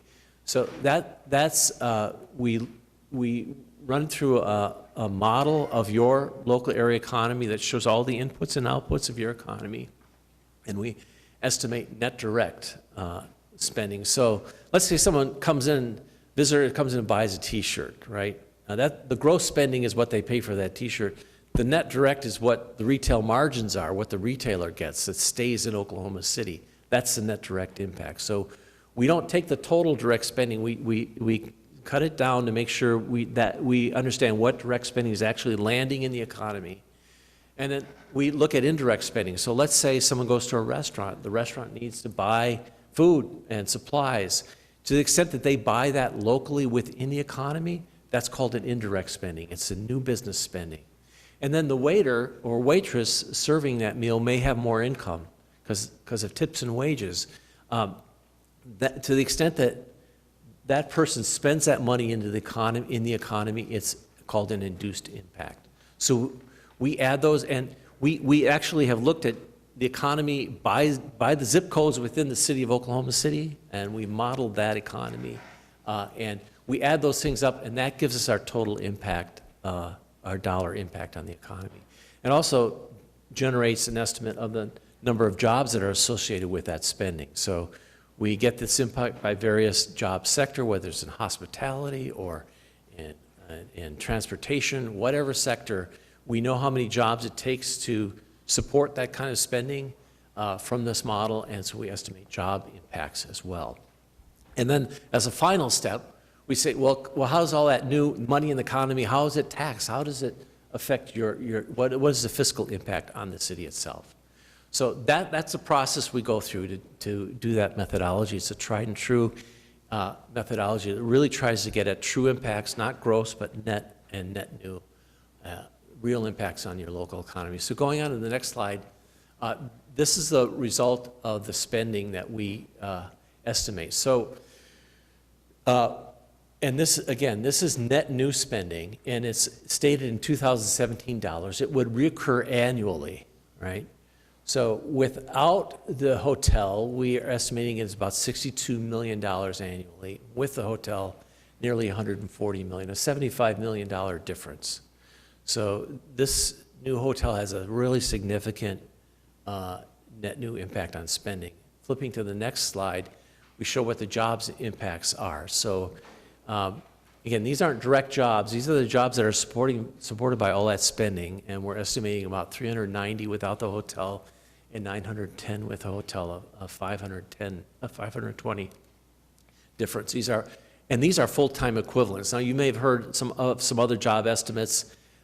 We look at, sometimes it's total jobs, which may be double this amount, right? But we're looking, because a lot of jobs in the hospitality industry are part-time, right? So this is, we take this and we convert those jobs into what we consider a full-time equivalent job. So these would be full-time, good-paying jobs in aggregate. And then we asked, okay, the city has a sales tax and a lodging tax, and we apply that to the new spending, and that would generate about $1.3 million a year in new fiscal impacts in 2017 dollars, and with the hotel, about $3.2 million. So without the hotel, you got about a $1.9 million difference in the total fiscal impacts. So that's a pretty high-level summary. We've got a lot of, I hope you can see we're really data-oriented, and we have a rationale for all the numbers that we've projected here. But this is our best estimate of the kind of impact that this development will have on your community. Any questions? Thanks, Tom. And you have others that want to present, and then we'll allow the council to ask questions of anyone who's had a chance to present. Yep. I have a little bit more to go through, and then Craig, Mr. Rowling will get up and say a few things, and then Craig Freeman will talk about the funding plan. So Okay. What we want to do is kind of walk through the terms of the redevelopment agreement with you. We included the redevelopment agreement in your council packets as well as a summary that's a little bit easier to wade through than going through the lengthy legal document. But just to kind of go through this relatively quickly, but still spend a little bit of time on the key points. The parties to the agreement are Omni OKC LLC, as well as the city, the Oklahoma City Urban Renewal Authority, and the Oklahoma City Economic Development Trust. There will be several related agreements that will come forward that include the Economic Development Agreement that spells out how the public participation will be provided to the project. The parking easement, which we'll talk a little bit more about parking in a minute, but it will spell out how Omni is to receive access to 450 spaces in a new parking garage and to pay for those, as well as a room block agreement that will be between Omni, the Convention and Visitors Bureau, and SMG about how the room block will be managed. That's an integral part of this agreement. The term of the agreement will be for 45 years after the issuance of the hotel's certificate of occupancy. There will be a closing that will take place in approximately 12 months related to the purchase of the land, and closing will take place after certain conditions precedent are met by both the city and Omni. One of the important aspects of this agreement for Omni was what we have defined as the city projects. And the city projects are the convention center, the park, and the streetcar, as well as the completion of a parking garage. Those city projects are very important to Omni, that they be funded and completed within the scope, according to the scopes that the council has already approved. So the city must provide evidence that the city projects are moving forward, that we own the land for the parking garage, and that they are fully funded. The city will provide periodic updates on the schedules associated with the city projects, and we will take the steps necessary to implement the funding plan. The conditions precedent that Omni has to satisfy before closing include preparing a preliminary development schedule, obtaining all necessary development approvals, including permits, design review, everything related to construction. They have to submit and prepare at their expense conceptual plans and hotel plans. Those are subject to approval by the city. There will be a preliminary project budget that they must provide and evidence of project financing. Omni does have the right to postpone closing if they see that the city projects are not moving forward according to schedule, or that they are no longer funded, or that they materially deviate from the conceptual plans. In all three cases, Omni has to believe that such occurrence will materially and adversely impact the hotel. So Omni's obligations regarding construction are that they, one of the major premises is that the completion of the convention center hotel will coincide with the completion of the convention center and the parking garage. The preliminary project schedule calls for construction to begin within 6 months after closing, and construction will last for 30 months. We believe that construction will actually last about 24 months, but there is some wiggle room built into the schedule for contingencies. Omni may delay construction if the development of the convention center or the garage fall behind schedule. They're not obligated to open the hotel until the convention center and the garage are complete. However, they may elect to open if temporary parking is available for them, and we have to make that temporary parking available for up to 6 months. At closing, until the hotel opens, Omni Hotels Corporate will provide a completion and performance guarantee to the city to ensure the timely completion of the hotel, and all of Omni's costs associated with the hotel will be guaranteed. The city's obligations as to the city projects, again, we have to ensure that the convention center is continually operated as the city's primary convention center, and that it's maintained to the same standard that it was built to. The hotel has to be designated as the city's convention center hotel. Once construction is underway, the convention center must stay substantially in compliance with schedule. The city must, this is more back to the city projects. We have to provide evidence that the funds for the city projects are held in a segregated MAPS 3 project account, which we can already do. And the city projects' conceptual plans have not been deviated from materially. So in the redevelopment agreement, Omni's obligations for hotel operations is that they must keep the hotel open continually. They must meet the minimum operating standards for a AAA 4-diamond hotel and their own brand standards.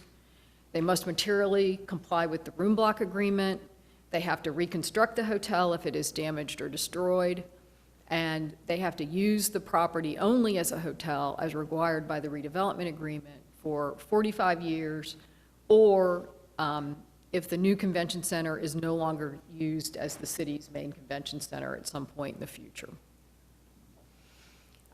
Parking for the hotel. The city is responsible for causing the construction of a parking garage. The city and Omni will enter into a parking easement that will allow Omni to use 450 spaces in this new garage. Omni will pay market rates for those spaces. Omni will not be, and again, Omni will not be obligated to open until the garage is operational. But again, they can agree to use substitute parking arrangements or temporary parking. The city and Omni have reciprocal rights of access to each other's spaces. So, for example, if the hotel doesn't need all 450 of their spaces, but the city or CVB needs some of those spaces for an event, we have access to each other's spaces if we need them.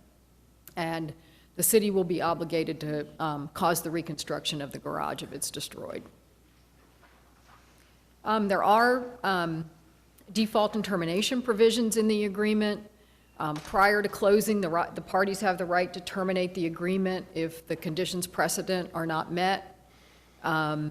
Any condition precedent within the city's control, if any of the conditions precedent within the city's control are not met, the city is obligated to pay Omni up to $1,250,000 for their design expenses, their out-of-pocket expenses related to design and development of the hotel.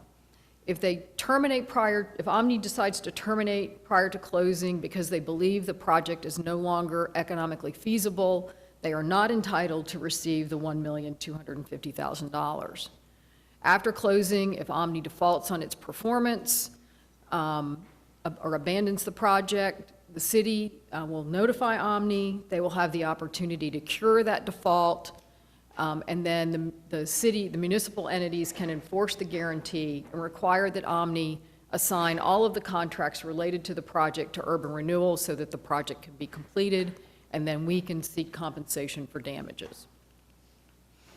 One of the provisions in the agreement is that there will be certain restrictions on other sites downtown and a no subsidy zone.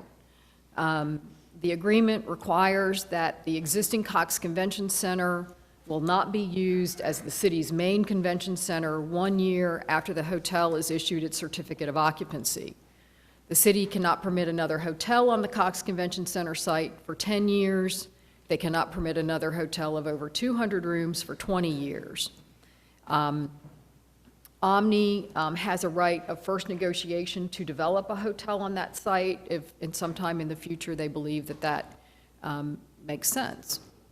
The next thing is the provision of a no-subsidy zone. So 15 years after the hotel receives its certificate of occupancy, there will be no public contribution or subsidy to a hotel within the no-subsidy zone. And we can go to the next slide. This is an illustration of the no-subsidy zone. Basically, is from I-40 to Dean A. McGee, Russell M. Perry on the east, to Lee Avenue on the west. There is a carve-out for the First National Center in the agreement. So, and this just shows you where the Cox Convention Center is in relation to the project, and then again where the park and the convention center and the hotel will be located. And for the record, we've probably done one subsidy in that zone in the last 15 years or so with the Skirvin. Right. Yep. So it isn't an area that we've historically within the last provided. 15 years, yeah. How many restrictive covenants has Omni done with other cities? I don't know. They would have to answer that question. Okay. Just a little bit of context for the public participation that's a part of this project. Oklahoma City, the public participation that is a part of the agreement is $85.4 million. That represents about 36% of the project costs. We've provided some comparisons to other projects that have been recently completed or are underway, just to show you that we are in kind of the low end of the spectrum. Certainly Nashville at 61% is a pretty substantial subsidy to their project.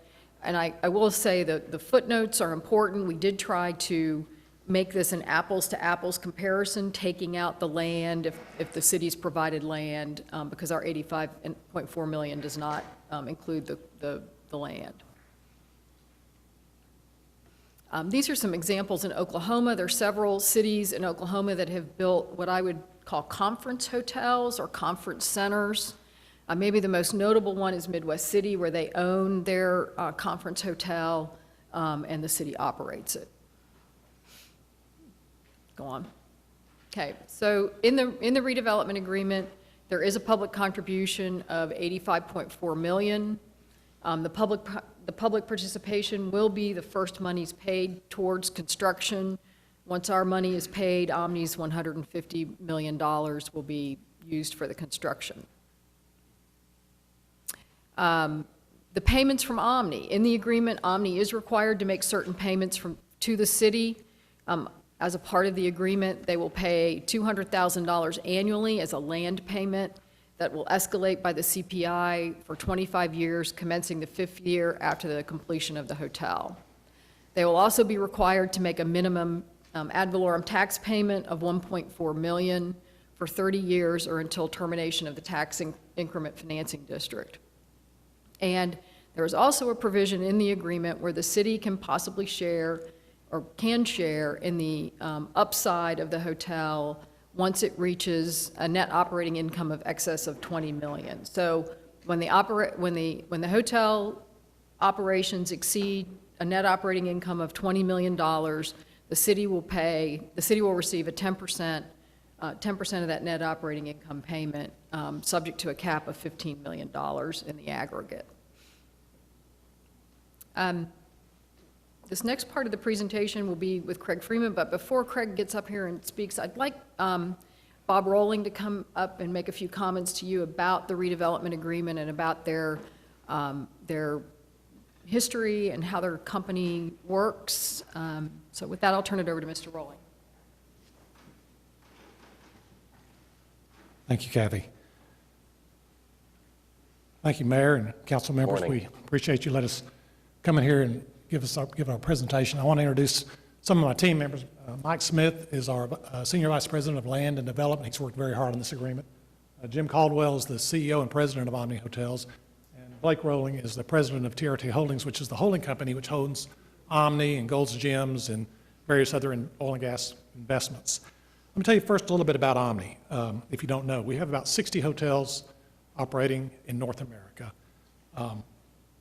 We take a very local approach to building our properties. We don't want to build something here that's just a bland rooms box that you might see in any city in America. We really take time to understand what's going on in Oklahoma City and build accordingly. Food and we're also not a hotel that we just throw up a hotel and hope people come. We take a lot of pride in our culinary experience. If you've been to our hotels, you'll see the kind of restaurants and food and beverage service that we provide. And it's something that's out of the ordinary, I would say, with convention center hotels. Let me say perhaps the most unusual thing about our structure is that we own and we operate our hotels. You know, most of the brands in America today, the Marriotts or Starwoods, Westons, whoever they are, they don't want to own any real estate. And all they want to do is manage and take a fee. We want to own and manage. That means we're taking and making an investment in your community. We're not just looking for fees out of here. We want to be a stakeholder in your community. So let me a little bit about what we've been doing in terms of these public-private ventures. I think Kathy showed you a few of them, but let me give you a little review. Like the Omni Fort Worth is 600 rooms. It was a public-private venture with the city. It completely changed the downtown in Fort Worth. The convention center activity quadrupled. It's been fabulously successful for both the city and for us. The Omni Nashville Hotel, which is 800 rooms, they built a brand new convention center, much like you're doing. We built an 800-room hotel across the street. And it's been, I would tell you that I think there's 12 hotels in Nashville under construction right now. It's set off a boom in Nashville. And our hotel in the convention center, much like you're doing here, is what started it. The Omni Frisco Hotel. We're building a hotel in partnership with the Frisco and the Frisco Independent School District. Our partner is the Dallas Cowboys, the Jones family. We're opening this hotel next week. Frisco brought the Cowboys and Frisco contributed $20.5 million to our hotel. To give you an idea, it's a booming area. Frisco is. It's North Dallas, if you haven't been there. And in the last couple of years, there have been multiple hotels open. In fact, a Renaissance opened, I think, last week or 2 weeks ago. There's a brand new Hilton. There's a fairly new Marriott. Nothing that's been built up there is comparable to what we put in terms of the rooms and the quality. We open next week. I'd love for you all to come down and see what we're doing. And finally, Omni Louisville. We're opening there next March. We're building 600 rooms there. We're building 240 apartment units on top of it. It's about a $330 million project. And it's, again, a public-private venture with the city. And it's going to change across the street from the convention center. And it's going to change Louisville. I will say in all of these, and Kathy pointed this, in all of these projects, the city's contribution as a percentage of the total project costs, with the exception of Frisco, is greater than what you all are contributing in this project. So let me talk about this project specifically. It's about $235 million. We're early on, but we know pretty much what it's going to cost. The hotel will feature 600 guest rooms. And the one thing that we're doing is, if you walk into one of our guest rooms, and I hope you've been to Dallas or to Fort Worth or to Louisville or to Nashville, the rooms are unlike anything you will see in a convention center hotel. I mean, they're really high quality. We're spending a lot of money in the rooms. And that's what we plan for this facility. We're going to have about 50,000 square feet of meeting space. We want a pool deck, a spa, fitness facility. This is going to be a knocked out hotel that you all will be unbelievably proud of. We expect to draw not only conventions, but we expect, let me tell you, it's an interesting statistic. We opened the Dallas Hotel about 5 years ago, the Convention Center Hotel downtown. It's a city-owned hotel, but Omni's the operator. And for the last 2+ years, something happened that we would have never expected. We've been running 90% occupancies on weekends. And that's primarily staycationers. We never thought that could happen. And they come, and it's primarily locals who come in and spend the weekend. If we'd have known it, we would have made the pool 4 times the size that we did. But and we really think that we can do that here. We think that this could be a facility that, that locals come to and spend the weekend, and we're going to have great food and beverage offerings, and we think we can do the same thing here. Okay, let me talk about, the elephant in the room a little bit, the subsidy. I want to talk about the hotel subsidy and what you all are doing here. And I know there's, disagreement, among people on this. You know, you would bring 85 million to the project. We'd bring 150 million. We'll write a check. In Louisville, for example, there is no debt on Louisville. We're writing a check every month to pay for that hotel. We plan to do the same thing here. We won't certainly initially put any debt on this property. We'll build it out of cash flow. You can be sure that the project will be completed on time, and completed to high quality. So the 85 million, as I said, that you will be investing will actually be less than what other cities are doing as a percentage of the total project. So you might say, well, why are we doing anything here?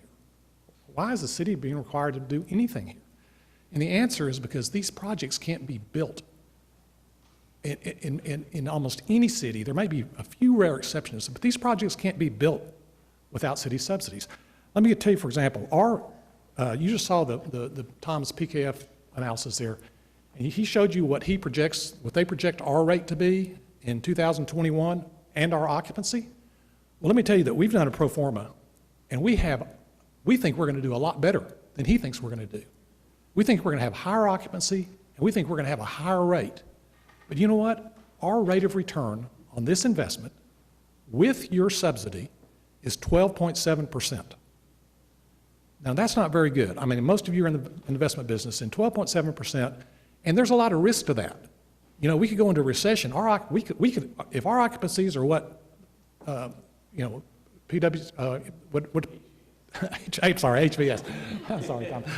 If our occupancy are what HVS has projected, then we're not gonna make any money in this hotel.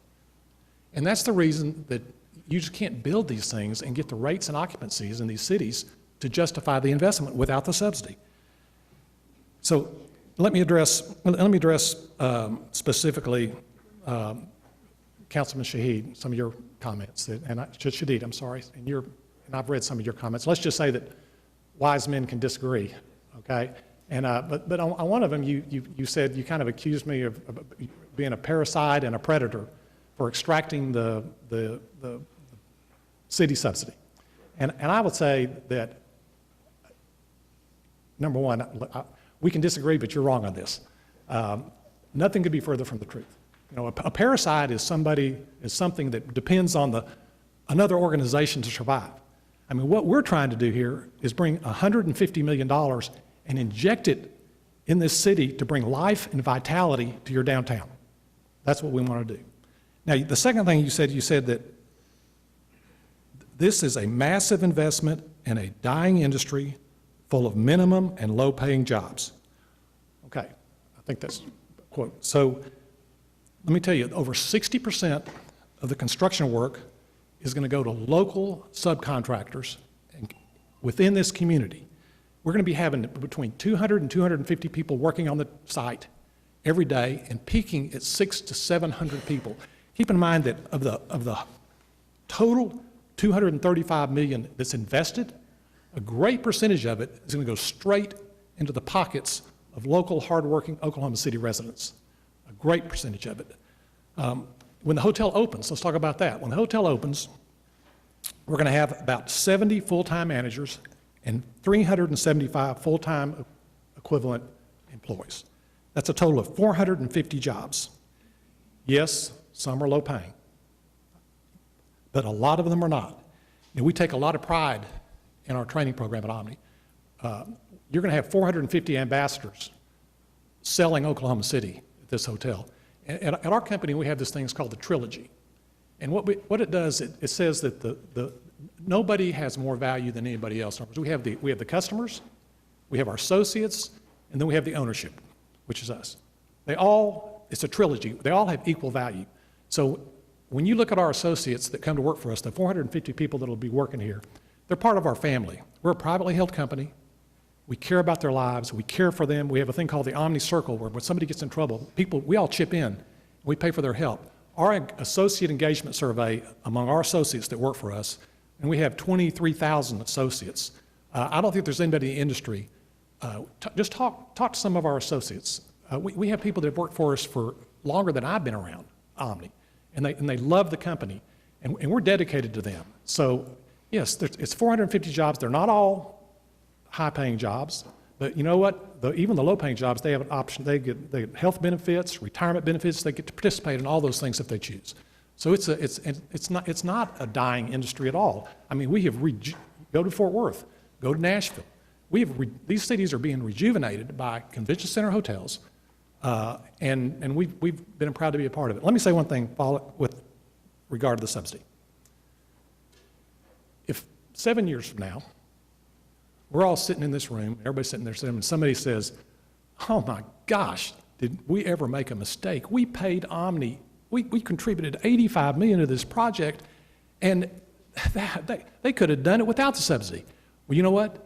Everybody in this city then will be cheering, because that means your convention center's full, your other hotels will be full, your restaurants will be full, and you know what? You will be collecting occupancy taxes, sales taxes, ad valorem taxes, far in excess of anything that any of us currently project. So that would be a great thing if the $85 million is too much. It would be a great thing for you and for me. So I want to just tell you that, you know, we like this market. We think we can be real successful. You know, these conventions, these groups rotate, and we have the Convention Center Hotel in Dallas. We have the Convention Center Hotel in Fort Worth, in Nashville, in Atlanta, and we think we can bring a lot of group business here. And when you look at your surveys, the thing that's lacking in this market right now is really not the transient; it's the group. And so we want to be here. We think we can do a great job. We're excited about the other things you're doing: your convention center, your park, your streetcar project, you know, what's going on in Bricktown. We're excited about being here. Thank you for your time. We really appreciate it and appreciate the opportunity to work with you all. Thank you. Thanks, Bob. All right. We're going to take a look at the financing plan that we developed. So as we've talked through the benefits that the hotel brings to us and the opportunities that we have going forward, we've developed a funding plan or a financing plan that was in association with the public participation that's included within the agreement. And so when we looked at that, the idea right now, and we've worked through, I want to mention too that we've got a team that's worked together. The Alliance for Economic Development has worked with the manager's office, the finance department, the municipal counselor's office. We've worked with our consultants. We've worked with our financial advisors to develop a financing plan. And this is really a preliminary financing plan that we have right now. As we move closer to the date that we actually issue the bonds, that may change some. But based on that and the need that we have for the public participation, the plan is that the Economic Development Trust will issue bonds that would be repaid. It would be revenue bonds repaid over a 25-year period, and they'd be backed by a moral obligation of the city. So there's a higher level of commitment from the city to ensure that the bonds will be repaid to get us more favorable bond ratings and then more favorable bond or borrowing costs. And as we get closer, as I said, that there may be some changes in what we have in this financing plan, but based upon that financing plan, that led us to our funding plan. And the funding plan, we had several goals as we looked at it, because anytime you go into a project like this, there are risks. And based on the fact that there are risks, we want to develop a funding plan that helps to manage that, that helps us strengthen the plan so that we can manage through challenges. One of the plan goals we had was to maximize the sources of revenue generated by the hotel. And you'll see when we get into the plan, it's about 50% of the gross revenues that are generated from the funding plan come directly from the hotel. So those are revenues that wouldn't be available for other purposes. They wouldn't even be available if it weren't for the fact of the hotel existing. We want to provide multiple sources of revenue or funding to match the cash flows with those revenue sources to the debt service requirements of the financing.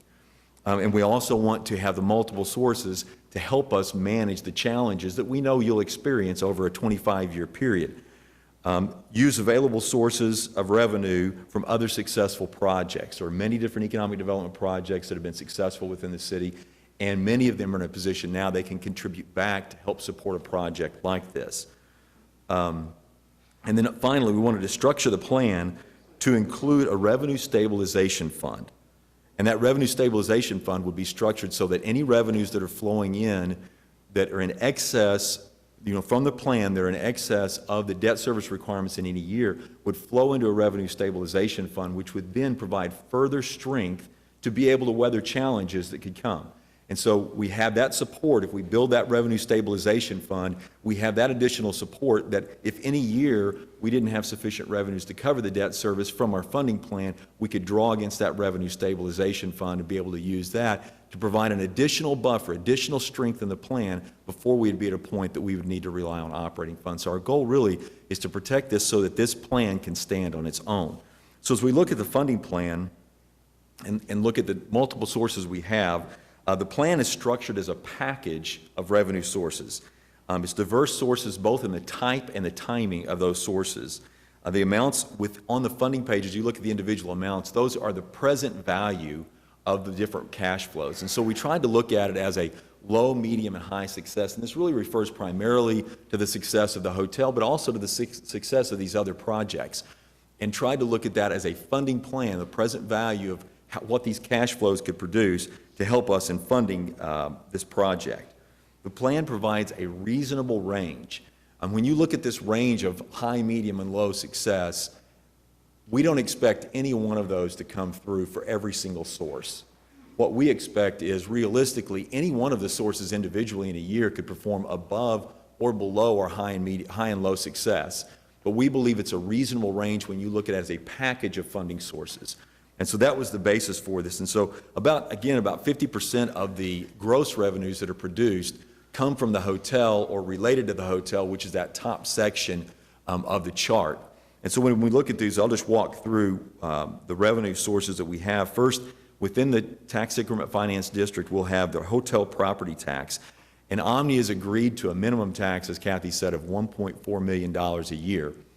On our low success and medium success, we just took that $1.4 million and took that out throughout the life of the project. On the high success, we used more closer to what their pro forma was. Their pro forma shows that they would pay above that lower level, the minimum tax agreement.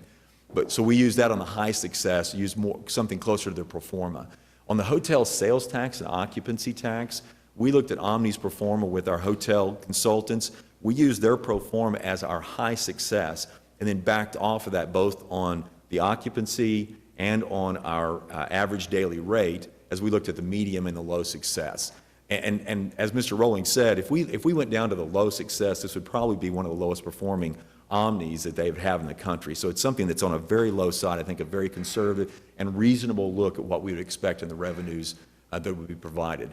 The State Leverage Act funds are matched against the revenues that would be generated by the hotel sales tax and hotel occupancy tax. And I wanted to point out that on both of those, we've only used the 2%. The 2%, we've used a portion of the general fund sales tax and the portion of the convention and visitors support from the hotel tax because the other taxes that we have are dedicated. And so we've only used that lower portion of the hotel occupancy tax and the sales tax. The land payment is based upon the payment that's agreed to of the $200,000 a year. In the medium and high success, we used a little bit of an inflation factor on those. When you move down into the other existing sources that we have from these other successful projects, the Skirvin lease and mortgage payment that are a part of the agreement, on the low end, we assumed a few years in the Skirvin sells. And if it sells, then you have to pay off the mortgage and then you monetize basically or capitalize the value of that lease. And then we would have that revenue to be able to set aside and help pay our costs, but that's actually the low scenario. We just used, based on what our experience has been, just a medium and a high success for the other two scenarios for the performance of the hotel. On TIF 2, we assumed on the low level that we have just the current values that the projects that we know are being built now or have been incentivized and used no additional growth. And then in the medium high, we assumed additional growth and maximizing that revenue source. On the core to shore TIF, that core to shore TIF would actually also include the hotel. We broke those out so we could show those individually, but it does include the BOK Park Plaza building. And all we've included in the core to shore TIF portion here is the estimated value that would be available to the city depending on how the building is valued at a high to medium and low success. We did not include any other growth or any other development. And you think over a 25-year period within that area, the likelihood is there's going to be additional growth and additional development. On TIF 8, currently within the Devon TIF, that's funded all the wonderful infrastructure improvements and the streetscape improvements that we've seen downtown. There's actually additional revenue that's paid based on their minimum tax agreement that exceeds the amount of the debt service. We have assumed on the low level that we could use that additional revenue to be able to help with the project for about 9 years, and then we maximize it with the 10 years left in that TIF for the medium and the high success.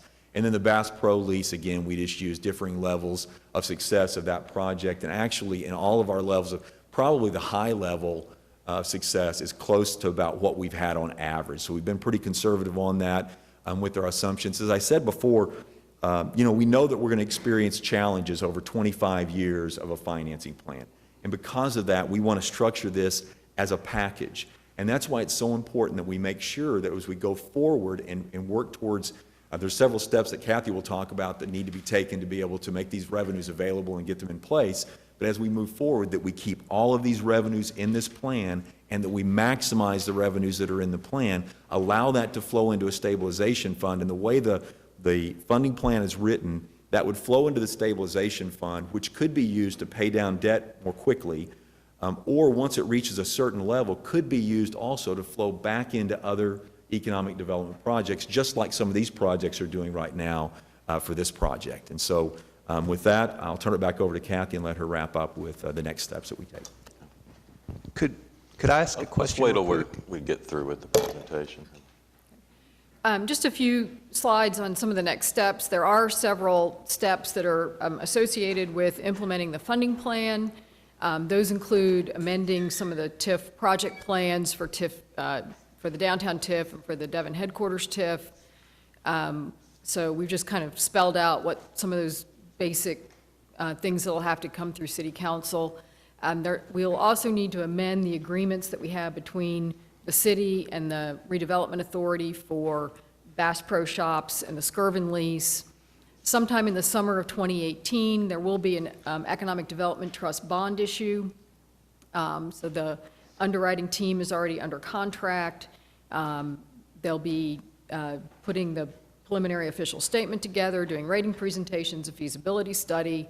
There'll be an Economic Development Trust resolution on the debt issuance and City Council approval of the debt. In summary, I want to remind us that, the reason that we went down the path of the MAPS projects was to encourage additional private investment in Oklahoma City. And with the MAPS 1 projects, we've seen over $5 billion in new investment in downtown or in a wider area of Oklahoma City. I think we'll see the same kinds of private investments with all of the MAPS projects, and this project is the first step towards making investments associated with the convention center. A couple things to point out: the $85.4 million in public participation is the most that the city will contribute. If the project costs go above $235.5 million, Omni will be, they'll have to pick up the difference. So that is the most that the city's on the line for. But the real reason that we do these, the real reason we do these projects is for the economic impact that they generate, for the jobs that they create, for the spin-off income in the local economy, for the taxes that they generate. So just as a reminder, over a 10-year period, it's estimated that the economic impact of the convention center with a convention center hotel is over $1.3 billion in net new spending. The funding plan is conservative and designed to limit risk for the city, designed to protect the city's operating budget and general fund. The public participation is largely funded by revenues generated by the hotel itself and does not increase taxes. So our recommendation to you today is that you move forward with approving the redevelopment agreement, with approving the hotel funding plan, and directing staff to take the steps necessary to bring the other items forward to implement the funding plan and the redevelopment agreement. So with that, I think we're ready for questions. All right. I assume everybody on the council wants to talk, so we probably ought to have some sort of order here. We have a handful of people, not really a whole lot, that want to speak. We want to hear from them first, if they have signed up, and then we'll make one round of council comments, and then hopefully we'll have a vote. Jenny Love Meyer.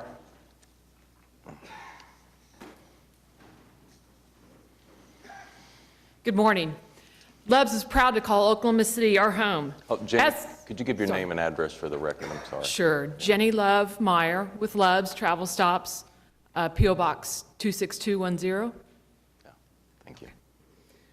Loves is proud to call Oklahoma City our home. As such, we host many corporate meetings here and would like to do so as we continue to grow our company. We're excited about the possibilities of the new convention center as well as the adjoining hotel and those possibilities to allow us to continue meeting here in Oklahoma City.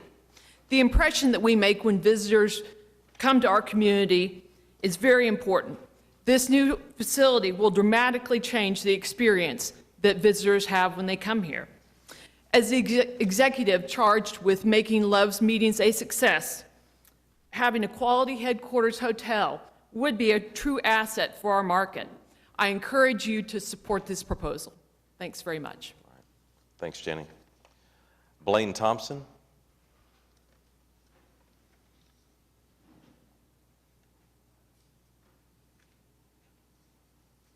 Thank you, Mayor, Council. Appreciate the opportunity to be here. Blaine Thompson, 12108 Southwest 7th, and GM at the Colcord.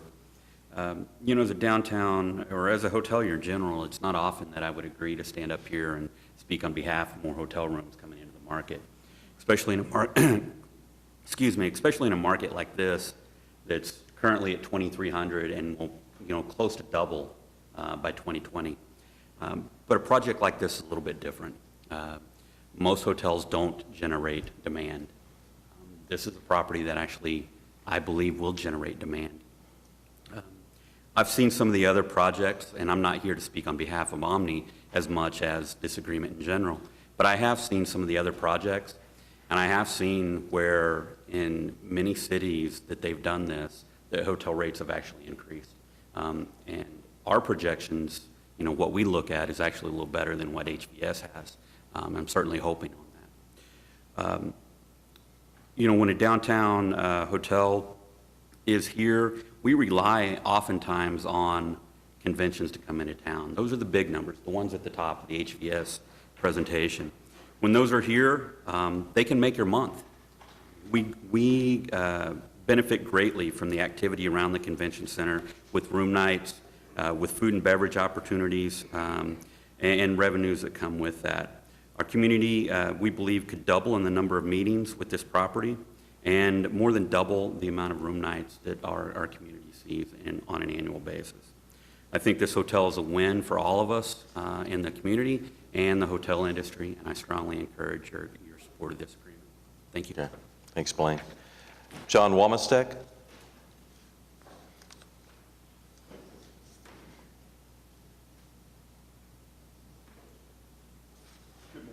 Morning. John Womastic, 4319 Northwest 59th Street.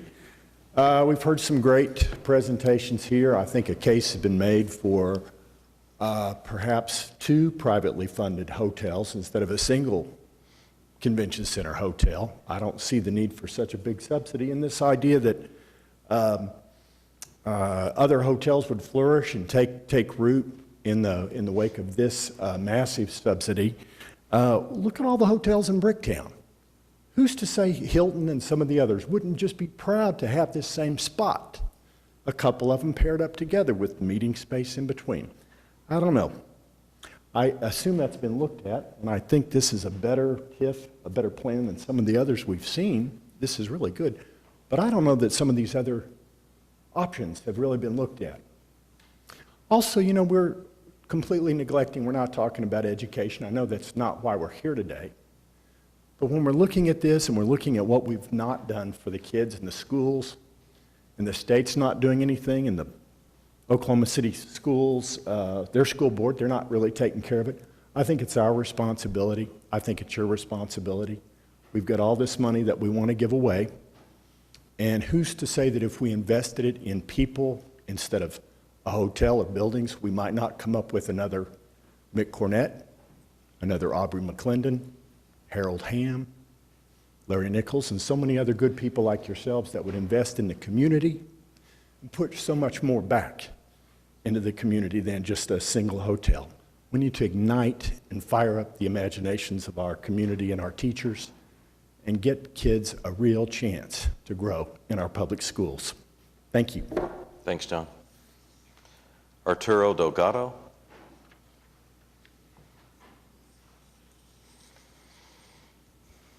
Good morning. Arturo Delgado, 6007 South Country Club Drive, South Oklahoma City.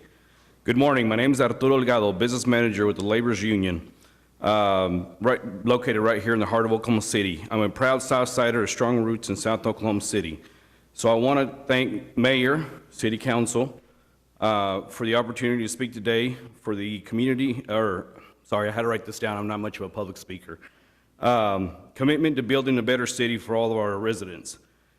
I want to especially thank Councilman John Pettis, who has been a strong advocate for using public dollars to incentivize training and good paying family supporting jobs for people that live in our community. The Laborers are here to support the new Convention Center Hotel project and welcome Omni Hotels to Oklahoma City, because we know it is a huge opportunity to invest in our people in Oklahoma City. I'm here because we want the opportunity to work with Oklahoma City and Omni Hotels to ensure we recruit local folks who need good jobs. We take the time to train them, work safely, and provide them with the skills to be successful. And then we actually put them to work together to a top quality convention center hotel that we can all be proud of in the community. The Laborers are proud to provide the best construction career workers trained in the industry. We're also proud to provide a skilled local workforce, so we hope to work with local contractors that will commit to hiring local folks. The Laborers stand with Councilman Pettis to call on each of you to support the important project, but only if we can guarantee provisions that provide community benefit to folks that are struggling to make ends meet and need the opportunity to start real careers in the construction industry. Thank you for your time, for doing the right thing, supporting regular working folks. Thank you. Thanks, Arturo. Michael Washington. Yes.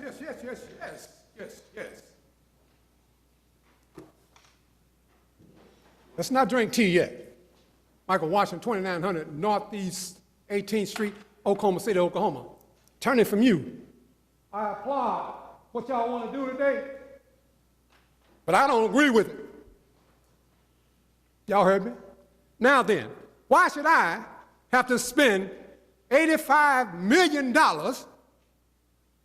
are you ready for this, to put out-of-towners or whoever to come in and to create a hotel chain, excuse me, not a hotel chain, which they already have a chain going because they have Independent Denver and all those other places. But why should we invest in that project, expending gobs of millions of dollars in a project that's likely, from their own words, to possibly fail? Are you ready for this? And in a tax increment district, you know, I'm told that monies in the tax increment district is designed for blighted areas. Now then, are we saying that this is a blighted area in which this hotel needs to be filled? No, we're not, are we? Because if that's the case, then the whole Oklahoma City, downtown Oklahoma City, is in a blighted area. All right? Now, according to this gentleman here who spoke very eloquently, I'm kind of jealous too because maybe kind of topped me. But anyhow, you're speaking about $150 million to be invested into this project. Now, why would you need, first of all, my $85 million of my hard-earned taxpayers' dollars when we have other areas, it's already been proven. Are you ready for this? You have many hotels downtown already who are likely to be put out of business. Why? Because now more people are going to be drawn to here that may have been gone to these others. So are we really looking deeply into those areas? I don't think we are. Okay, now, not only that, but you have a lady here, Miss Kathy O'Connor, who's basically has all the development, all the skills, and all the room and support to get this thing passed. Why? Because she wears many hats in the very economic development plans here in Oklahoma City. Are you ready for this? A former ex-assistant city manager, now who currently is executive director of urban development. Then she's also a board member of the Economic Development Trust. okay, wearing these hats was supposed to be available to others who might possibly want these jobs. I don't think that this is a project that we should support. Now, we're told that this Omni Hotel is supposed to bring in 450 jobs. Okay, and the gentleman just admitted that it's going to be not a lot of high-paying jobs. So in and of itself tells me, again, we had a risk factor in the economy, and again, he's already stated, the gentleman to my right, that this is likely a small growing population. So if you're already a small growing population, why would you want to put millions, unless, of course, they're going to bring somebody from Istanbul or, some other place like that, to drop them in the sky. Now, Michael, can you wrap it up? I just get up here. I need to talk longer than this. This is not giving me enough time. Okay.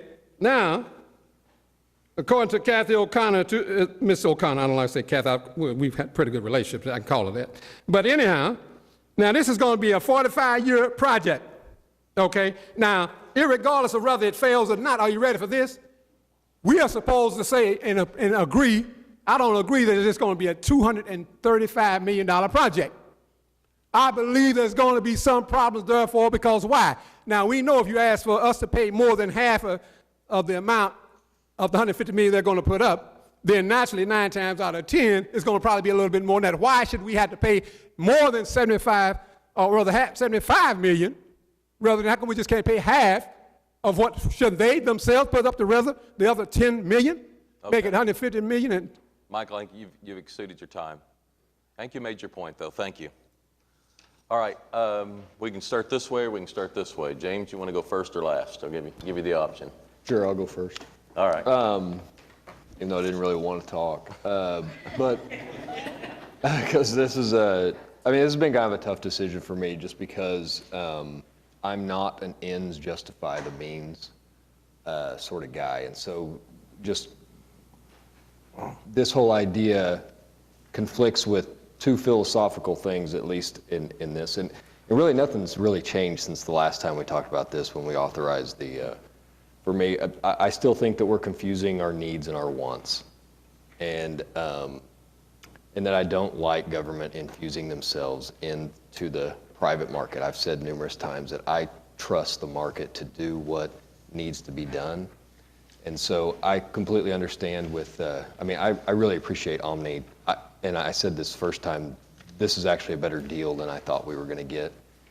And I agree that the plan for this hotel that is going to happen does need a subsidy. I just still question the fact of whether or not that is the hotel that we actually need. And because I truly believe that the free market fills needs. And so, and that's probably why I'm going to vote against it, because I'm just not an ends justify the means. Because I do think in the end this is going to be a good, it's going to benefit the city. It's just how we get there. All right. Ed? So we've heard about an hour and a half, uninterrupted, proponents of this hotel advocate for what in my mind was decided many years ago. It's decided now, so I'll try and make whatever points I can. If you listen to the presentation, it'd be crazy not to do a hotel with a convention center. And of course, that's what the Convention Sports and Leisure Study told us in 2009.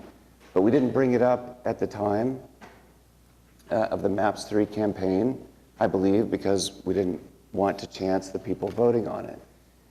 We've heard arguments here about an $85 million subsidy, and let me just address that first. It's not an $85 million subsidy. It's if you were able to borrow that $85 million at 4% interest, you're talking about $135 million when you include the interest payments. Then the parking garage, you have to acquire the land, you have to come up with a $10 million shortfall that COPTA doesn't have. You have to, I believe this is the only time you've had a restrictive covenant from Omni. You don't know what adaptive reuse projects that is going to inhibit, like the spaghetti warehouse trying to turn it into a hotel. There are lots of hidden costs, so the number is not $85 million.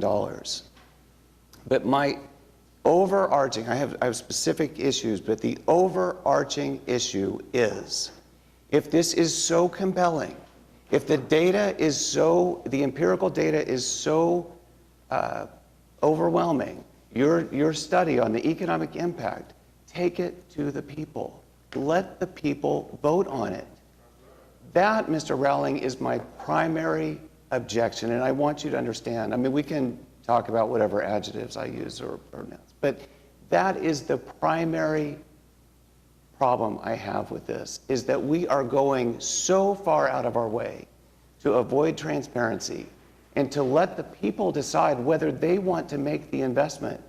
It was only 4 weeks ago, that we debated a sales tax initiative to put on the ballot 6 weeks from now on September 12th. Mr. Rowling is saying he's going to pay $150 million in cash, right? While we're going to borrow the $85 million. When we do any other bond, right, general obligation bonds, we're going to have like 14 different things that people are going to vote on September 12th. We take that to the people to borrow this kind of money. We could have done the same thing he's doing, right? We put together a $240 million sales tax package for streets next month. We could have put this $85 million on that initiative, let the people vote on it in 6 weeks, and we could have paid for it in cash. We could have paid $85 million instead of $135 million, but we didn't. And is anyone brave enough to say any reason why we didn't do that? Other than this, we don't want the people to vote on this. We don't want to be responsive to the wishes of the people. Put it on the ballot for the people and run a campaign. The chamber could run a $3 million campaign. You could use all this empirical data, all these arguments, flood the people with all these arguments, and then let them vote on whether they want to spend $135 million. Or if they did it on a sales tax and you get the money up front, let them vote on it. Because that's the whole, right, that's the whole power of MAPS, is we said, we're not going to borrow money. We're going to pay for these things as we go. We're not going to pay interest. But at the time, we knew that this day would come. We knew that the hotel was an integral part of this. People in the finance department said, you should put money in this on the MAPS 3, because this day is going to come and a subsidy is going to be needed. But we didn't. We withheld this part of the story from the people because we were afraid of how they might vote. And that, to me, is the greatest shortfall of this whole project, is that we've gone out of our way to not allow the people to have a say in this. So maybe parasitic is not the right word, because I agree you could do it without us. If you can pay $150 million in cash with the assets you have, you can borrow $85 million at very favorable terms. You can do this without us. Maybe there's another word where you take money from people without asking first. Maybe that's more appropriate. Predatory, I think, absolutely applies. We have heard these numbers, we have heard these studies over the years. If I hear you, the HVS study, correctly, you would have us believe that the economic impact is basically dependent on us missing out on conventions based on two variables, that the exhibit space wasn't available, maybe the dates, and also the block rooms. And because we're missing out on those two variables are going to result in all these conventions coming here and all this economic impact to the city. Well, the Convention Sports and Leisure study looked at several variables that are inhibiting convention performance in Oklahoma City. 5 in particular that you didn't mention at all today. Number 1 was the lack of airport access, the lack of direct flights into Oklahoma City. That has not changed considerably since 2009. Number 2 was weather. That certainly has not changed and will not change. Number 3 was that at that time, we were the largest city in America without public transit on Sundays or in the evenings. And in 2017, we are still the largest city in America without public transit in the evenings or on Sundays. That has not changed. There will be a streetcar that will take people to certain destinations, but if they want to go to Penn Square Mall or any of the other amenities in Oklahoma City, that factor has not changed. And it is going to inhibit some of the numbers that you're claiming is going to come to the city of Oklahoma City from this investment. Number 4 was that the study was very clear. You don't have the CVB budget to go out and be competing for these type of conventions. Number 5, and maybe most important, this is a bloodbath. Everybody's doing what we're doing. Everybody is making these kind of investments, but the number, Mr. Rowling talked about transient and group rates, right? There's two basic categories of people that stay in a hotel. One is transient. You stay in a hotel to watch a Thunder game or whatever, you're traveling to Oklahoma City or whatever. The other is blocks of group rates. Since 2006 to 2016, transient rooms have gone up. Group rates have been completely flat over the last 10 years, right? So that is not growing. But all these convention center hotels are sprouting up all over the place, and all these convention centers are growing. So everybody's competing for the same conventions. So what does it take to get a convention to a city? It's not just block rooms. It's not just exhibit space. It's that you have to give away the exhibit space. You have to give it for free to the conventions. So cities like Dallas spend $5 to $6 million a year in free rent on their exhibit space. Chicago, $15 million in free rent. San Diego, $6 million. Los Angeles, $12 million. Are we ready to spend those kind of millions of dollars in free exhibit space to try and get the conventions that he's claiming that we're going to get? Because it's not just about a public subsidy for a hotel. It's about, are you willing to play the incentive game to pay these conventions millions of dollars to come here? Because just having block rooms is not enough. That's not enough to get these conventions. It's going to cost millions and millions more.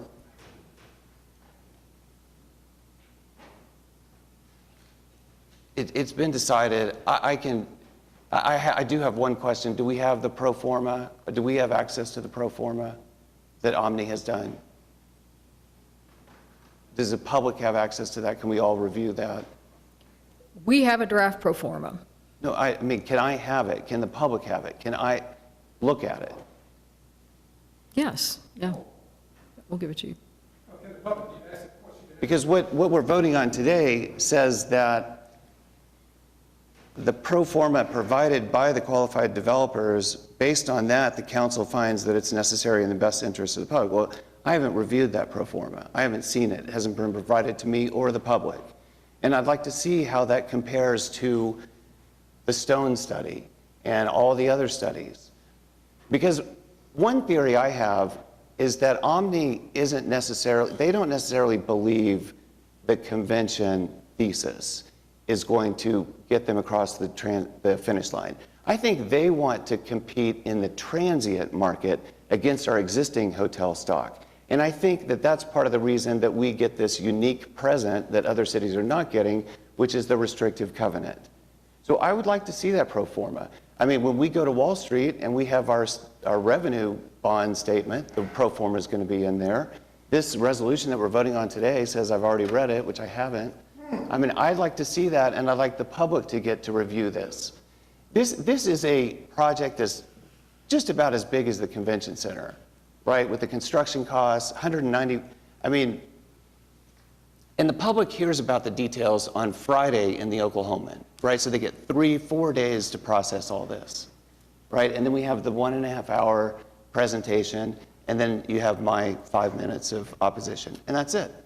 But nobody gets to look over all this, including us. We had a presentation 2 weeks ago. You gave us sheets. We have to give them back to you at the end of the meeting. There's no pro forma. There's no getting to look at these studies ahead of time. It's just all put out here, and then we're supposed to do it. Run a campaign. The benefit of a campaign is the public gets to look at all this stuff. Let the people vote on this. Right? And then you can have very detailed analysis over time, not just a 4-day processing period for the public and then a dog and pony show here. Run a real campaign.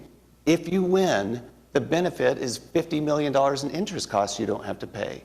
That's the real tragedy of this whole decade-long saga, is that you did a convention, sports, and leisure study that to this day is still being withheld from the public. We have gone out of our way to minimize transparency and to shield the public from having a say in the matter. After all, it is their money. They deserve to have a say. Thanks. Larry? Thank you, Your Honor. I'm going to be very brief. I have some personal convictions. The people that are on the team know my personal convictions. The key word there is personal. They apply to me, and I don't think I should force them down somebody else's throat. A couple of the convictions that I have, I believe it's best to do things with no debt. That's best. That does not mean you never use debt. So I want that very clear. The next conviction that I have is that I believe in little government intervention. Small government, I believe, is better. However, when you take that, for example, to do we need to add policemen to our police force for public safety, the answer is obviously yes. So those two they have to be balanced out. I think that applies here. In looking at this, this happens to be, I believe, a good business deal. And so as a good business deal, I'm going to vote for it. Do I wish there were some differences? You never get everything in a business deal that you want. But I think this is a solid business deal. I've had the opportunity to look at the impact that this has on other hotels. One of the things that I've learned is that to run a convention hotel is different than running a normal hotel where you don't offer food service. And one of the questions I had early in this is, why didn't any of our Oklahoma City hoteliers bid on this project? And the answer was, I've given back, they don't possess the expertise that an outfit like Omni possesses, or the other people who have submitted quotes for this. So looking at this, if you have questions of me, you're welcome to use my cell phone, 213-6185, but I'm going to vote for it. Thank you, Your Honor. Todd? Thank you, Mayor. You said that number was, what again, Larry? 21? Never mind. 213-6185. I'm kidding, Councilman. I kid. I just wanted to reiterate a couple of things. You know, my pastor came in this morning and offered the prayer. The first thing he talked to me about this morning when I met him over at the mayor's office was that he's part of the delegation that decides where the SBC convention is going to be, Southern Baptist Convention. And he's always wanted to bring it to Oklahoma City. They can't do it. Can't do it. We don't have the resources. But he talked about, you know, if this thing goes through, he's like, man, I can't wait to try and bring them here. They all want to come here. Everyone talks about, you know, the resurgence of Oklahoma City, and they love it. They just don't have the resources here that they need for conventions specifically like that. The other thing I would have is I would love to know what the economic impact was this past weekend. I mean, downtown, of course, was flooded. And if you throw last night in there too, that impact was huge. Without the Chesapeake, I don't think we're going to have 4 back-to-back Garth Brooks things. I don't know that Paul McCartney comes in. Chickasaw Ballpark, I think, had 9,000 people Friday night and Saturday night, which is kind of crazy looking at how the traffic was down here for the Garth Brooks concerts. So, yeah, I've got to admit, this proposal goes against a lot of different things for me personally too, Larry, but when I look at the benefit for the city long-term, and yeah, there's things in here I wish we would have done differently, but I think it's worth the risk. I think the risk has been minimized. And so, for the sake of the city, I'm going to support it. David? Thank you, Your Honor. First of all, I'd like to begin by saying I agree with Mr. Washington on one of his comments. Yes, sir. And it's a way we define the term blighted, and as he related to downtown Oklahoma City being blighted. So everybody knows I work Saturdays, and this past Saturday I was coming in late because we were watching our grandchildren. And so about 10:30 I'm driving to our office, and I see this older couple walking back from the core part of downtown back to 21C Hotel. And so I'm stopped, and they looked at me. I guess they thought I was an accountant or something, and said, hey, we were trying to find some shops down here. And I said, I don't know of any. We truly, and if you looked at those maps, Park for her, straight Okay, but I don't think on Saturdays they're open. So the point is, if you look at those maps that we were looking at earlier today, those locations that have an active new convention center had a very large number of retail, restaurants, entertainment facilities.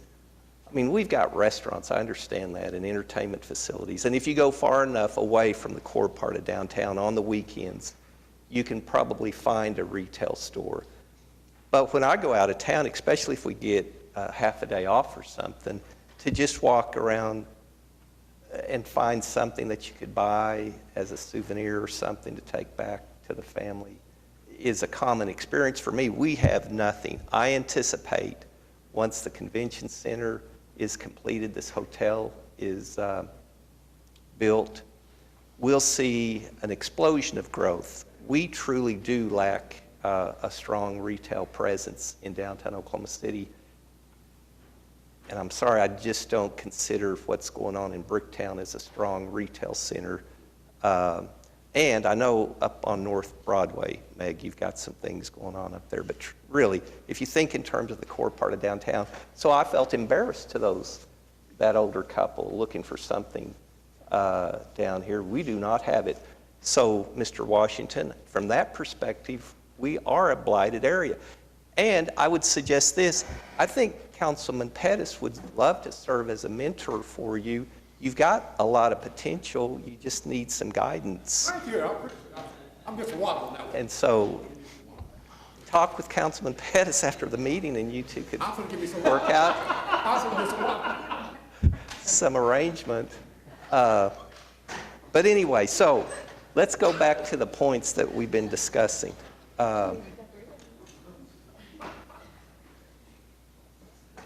Craig, this is the question I was going to ask you if you've got just a second.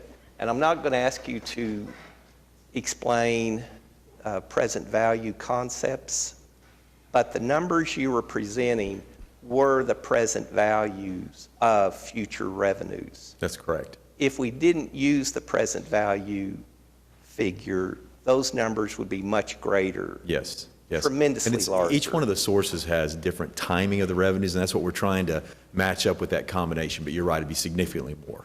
I know, I understand. Yes. Okay, so the point I'm just trying to make, though, is as we talk about the interest, certainly if we wanted to project several years from now and we had a specific project, the MAPS program is an ideal way to raise money and not incur interest expense.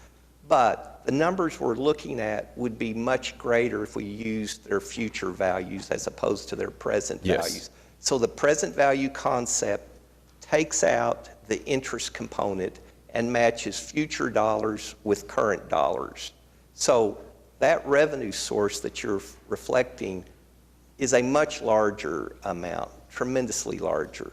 So I think we're confusing people when we say, oh, but we've got all this interest. No, we don't. What the analysis we're trying to present takes the interest component out of there. If we wanted to bring in the interest, we could gross up those future revenues, and we would still see that I anticipate we'll have much more revenue from this activity than what it'll cost us. But here's the other question. With respect to these bonds, will we have the ability to redeem them early should revenue exceed? Yes. So that would eliminate the interest component, and it would reduce the present value cost of those numbers. Some of the scenarios we looked at, generally when we do the bonds, we'll have a call feature on those bonds, so they'll be callable.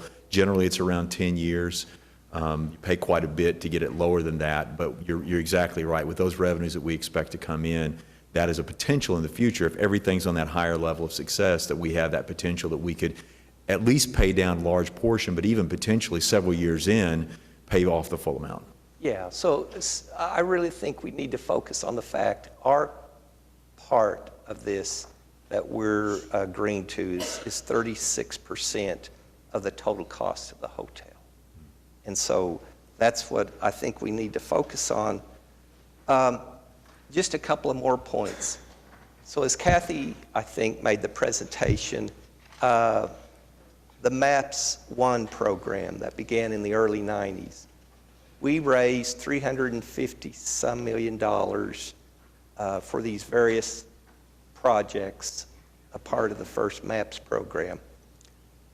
An earlier study by OSU at the time, this is a pretty old one, was suggesting that it created private investments of over $3 billion. Now, Kathy has more current numbers, and her figures was $5 billion.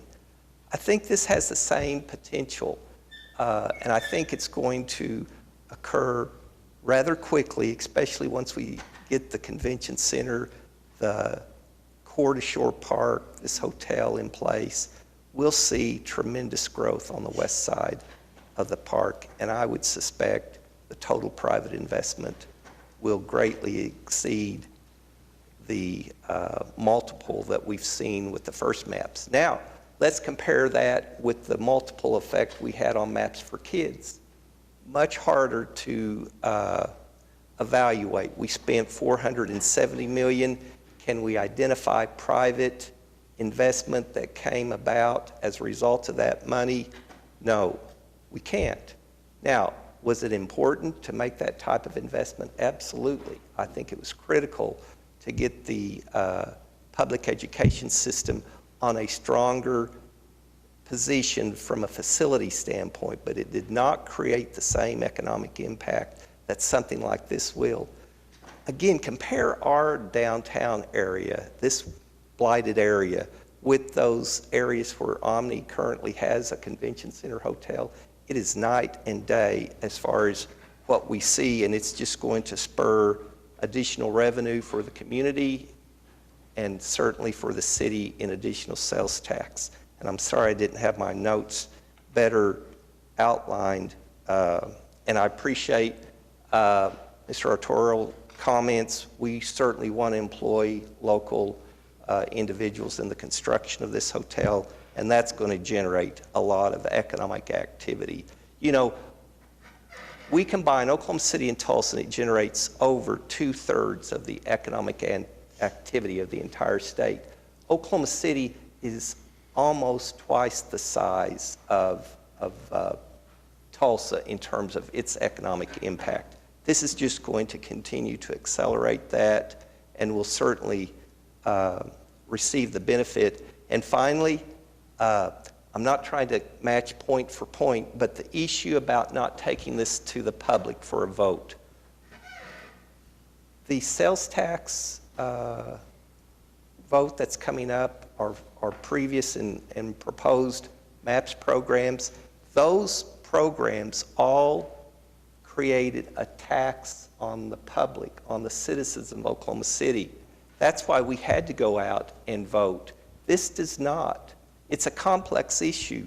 We went through an hour and a half, and I know some people did not take proper notes up here. Yes, on that presentation. Just imagine trying to make the same type of technical presentation to the general public. It would be challenging at best. I enjoy it. There's a lot of numbers, but again, the general public may not be able to follow these issues as easily. But the fact is, there's no tax on them. This funding is coming from existing sources, and the hotel will eventually pay for itself as far as our investment. Thank you. Meg? Boy, I'm so glad David went before me. He really covered a lot of the issues I want to say. I think it's obvious from the comments I've made in previous meetings and in lots of other private conversations that I am incredibly supportive of this project. It is exactly what the city needs. It's exactly the kind of thing that we've seen happen before and has put this city on its incredible trajectory of this renaissance that we're living in. So I think what I'd really like to say is sitting through this hour-and-a-half presentation has made me so proud of the team that we have working for us. City employees and our consultants are absolutely outstanding, and you're all sitting in this room. It's, you know, when you talk about the creativity it took to put this together, Craig and Brent and Kat, the work, 2 years of work that went into risk mitigation, and I think that's one of the biggest things that we need to be aware of is, you know, I know you come every day knowing that your job is to protect the city's general fund, protect our citizens, and for making a bad investment. And it's taken 2 years and the cooperation of the Omni team to get us both where I think we have as fair a deal as we were going to get. I think it's a much better deal than maybe we thought we were going to get when we started down this path a couple of years ago. The question about blighted is really an interesting one, but if you stand in the middle of the park or at the site where the hotel is to be built and look around, there is nobody that can tell me that that is not blighted. There is nothing there. There's a promise that there's going to be a convention center, and there's a promise there's going to be a park, and they're moving incredible amounts of dirt right now. There will be all of those things, but right now there's not. And it's a leap of faith to invest $150 million of your own money on a piece of dirt that right now is a electric substation. I mean, it just, as a real estate developer, it's a huge jump to see this. And I don't think I want to address all the other issues. There are lots of adjectives that have been used today. And one of the ones that I have found disappointing over many, many years is this conversation about information that we've withheld. Saying that somebody's withheld information is akin to saying that they've been lying. And I find that really offensive. I have for years, and I just need to say that once again. I'm excited to be part of this council when we have the opportunity to bring this project forward. So, thank you. John? Councilman Greenwell, you actually left me speechless on that one. I'm still trying to recover from that comment. Which one? Thank you, Brother Washington. One of the first meetings that I had when I first got elected was with Mike Carrier and also with Ward Williams. And I had some concerns with Oklahoma City not attracting diverse conventions to Oklahoma City. Having a convention center hotel will open up that door for us to get more diversity as we talk about convention centers, as we talk about conventions. You mentioned, Councilman Stone, that you would love to have the Southern Baptists here. Next year, we'll be able to host the National Baptist Convention of USA here, which the last time they came, that was in 1991. Having a convention center hotel opens up other national conventions to come to Oklahoma City. So I'm excited. I can tell you I don't like that it's going to cost us roughly $85 million, but I am excited about the opportunities that this will bring to Oklahoma City. I do want to thank Omni for your commitment of having 60% local subcontractors.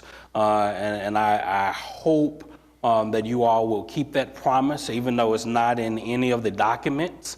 I really hope that you all will keep that promise. As a city, we always talk about our unemployment rate averaging around 3.3 to 4.5%. But when you look at certain populations in Oklahoma City, and certain communities in Oklahoma City, the unemployment rate averages 15% or higher. So this will allow people who may have fallen down on their luck to have a chance to succeed. So I really hope that you all will truly market and recruit from those communities that are struggling for employment. So I definitely like the 60% local hire for subcontractors, and the simple fact that averaging maybe 450 to 500 jobs, I think is a good thing. But again, I really hope that you all will actively try to recruit from those communities that are struggling. Thank you, Mr. Mayor. All right. Mark? Thank you, Your Honor. You know, it's funny how history has a way of repeating itself over and over. Rick Moore, a friend of mine, gave me a book that I'm reading right now. It's called Norick, The Mayors of Oklahoma City. And right now I'm in 1960, and Jim Norick has come up with this bold initiative. And we always talk about Ron Norick being a visionary, but Jim Norick was an incredible visionary. And he's proposing this initiative. And the Oklahoma City Times writes, "This must rank as one of the greatest gambles the city has ever taken." Another paper writes, "This is a wasteful financial extravaganza. It's a betrayal of public confidence." And while I don't believe this is one of the greatest gambles that we've ever taken, I think it's an important point in time. It's a defining moment. It's whether we decide to continue, to move, to improve, to become a first-tier city. And I think that's the steps that we are taking today by voting for this. Another point I'd like to make is this weekend I was in Greensboro, North Carolina, and my son was there having surgery, and I was playing the role of nurse, kind of taking care of him. And I got some time off Saturday afternoon, and so I went over to their convention center with this hotel, and it has 975 rooms, and I didn't know what to expect. I didn't know whether it's like walking in the Skirvin on Saturday or Sunday, and there's a few people at brunch and people milling about in the lobby. There were 3,000 people there for a 7-day conference. 3,000 people, and there were people going to meetings and talking, and it was just incredible. It was electric. And I got to thinking, if 3,000 people spend $500, $600, or $700, 7 days, that's a lot of money. And that's what this is about. It's about economic impact. We did $5 billion in new investments with MAP 1. This is the opportunity to build on that. And so I think that we should embrace this. We should be positive about it. And I'd end by saying that the bold initiative that Jim Norick proposed back in 1960 was to build a pipeline to a reservoir in southeast Oklahoma. All right, we're on item 9K of the council agenda. Is there a motion? Cast your votes. Passes 7-2. Quick item, Mr. Mayor. According to the documents, this is in Ward 6, but it's actually in 7, having Ward 7, so I just wanted to point that out. Our error, you are correct, sir. It is on the line, but it is clearly in Ward 7. All right, thank you. I think you were going to catch that. All right, item 9L. Is there a motion on 9L? Cast your votes. Well, this says 6 right here. Passes 7-2. See, you misled the public. Thanks, everyone. All right, we're on item 9M, and this would modify a letter of intent on the sales tax proposal. Mayor, if I could explain this a little bit. When we did the hiring of new police officers a few years ago, when we hired the 100+, almost 150 officers that we were in the process of hiring before the recession, there was money in the police department budget, but the police chief wasn't able to hire those officers quick enough, so he used that money on the interim for overtime pay for a program called Viper. And Viper came in high areas of crime, overtime, brought people in and made a significant impact in that area. So what we're doing, until those officers are brought online, using some of that money that's set aside for the police officers to do that. So what this resolution would do was, until the officers are in place, use some of that money for that program, and then it would also, for the police department, provide some money to take care of some minimum staffing concerns that we have out there, to make sure that when until all officers online, we've got some times where we're a little thin on a couple of areas and bring in some overtime officers during those periods of time. And then on the police side of things, it's a similar amount of $1.2 million, and again, until the officers are brought online, this would allow us to minimize the number of fire apparatuses that we are putting out of service for budgetary needs. And so the $1.2 million, again, short term, using that money until those officers are brought online would help alleviate that issue. All right. Is there a motion on 9M? Cast your votes. Passes unanimously. Mark, your green light's not illuminated for some reason. There it is. Okay. On item 9N, this has to do with the personnel policy. Yeah, we have some changes to the personnel policy, and Monica Coleman is here to highlight those for us. Good morning, Monica Coleman, Assistant Personnel Director. About every 5 to 7 years, our personnel department likes to take a review of our personnel policies and revise those in the event that there have been maybe state or federal legislative changes, maybe local changes through our municipal ordinances, state charter, and sometimes just generally new personnel administrative issues that need to be addressed. So we're presenting for you here today revised personnel policies that are the result of recommendations from a committee that we put together comprised of representatives from most of our city departments as well as our city personnel staff and municipal counselor's office.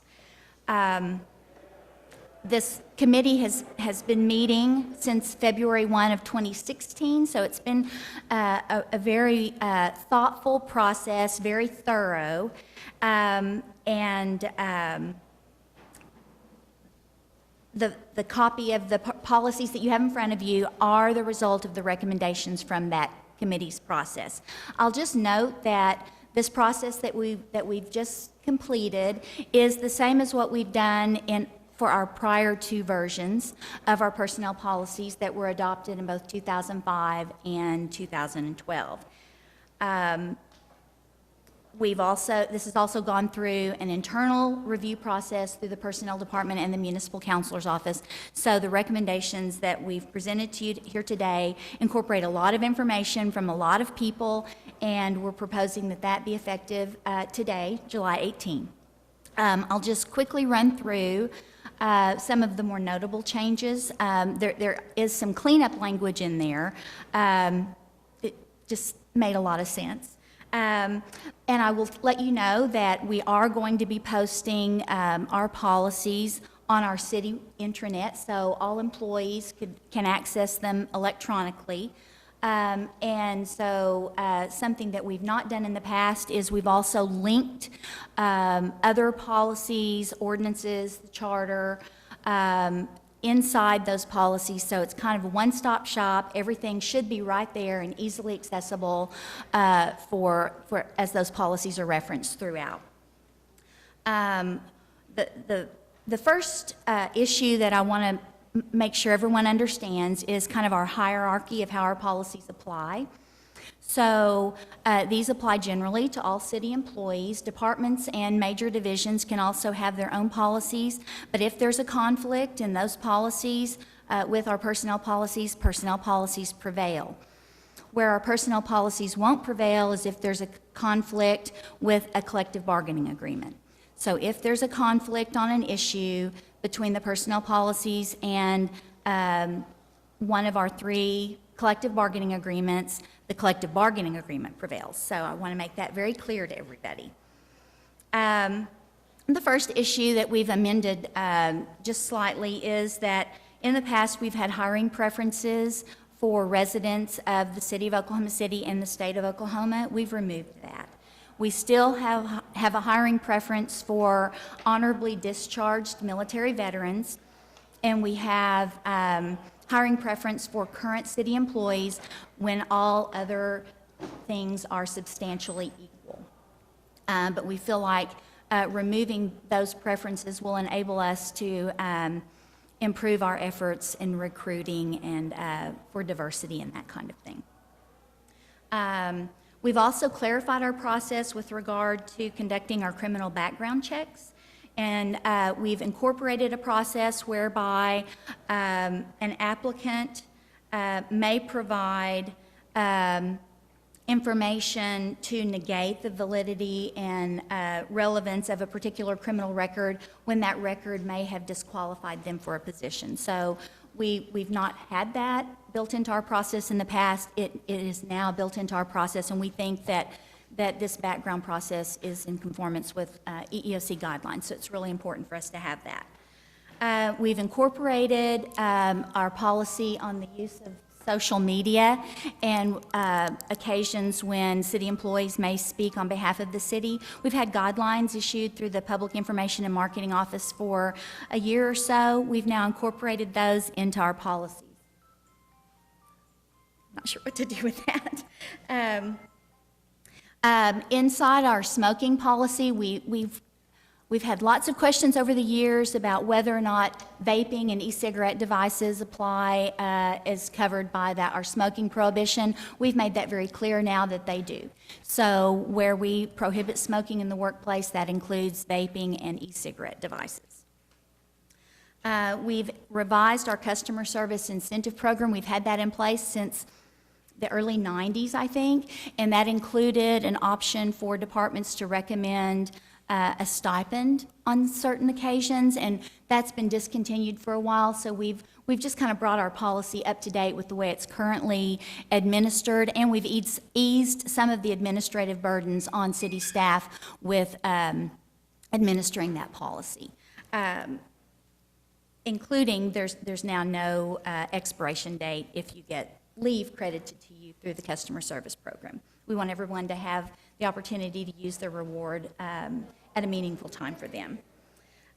We've also incorporated additional causes for discipline that have been in place for a long time, but we just wanted to make sure that those have been included in our policies with regard to our firearms and weapons policy, violence and fighting in the workplace, drug and alcohol testing policy, and our driver's license policy. And outside of that, any changes are just grammatical and that kind of thing. So with that, I'll take any questions you may have. All right, Monica, Thank you so much. We need a motion then to adopt the new personnel policies. Cast your votes. It passes unanimously. And now we're going to hear from Frank Barnes and talk about the new emergency operations plan, which we do annually.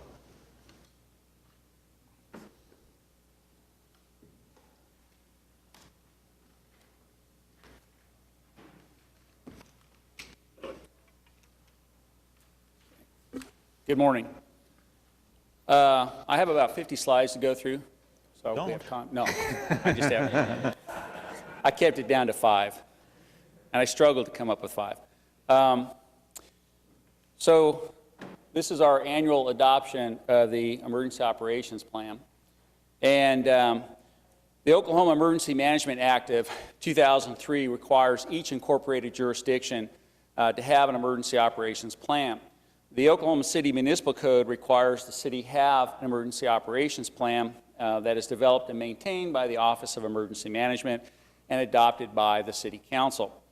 The Emergency Management Performance Grant that we receive requires the development, update, and revision of the local jurisdiction's emergency operations plan. It is also simply just a best practice to annually update and revise the emergency operations plan using a collaborative process to revise and update the EOP.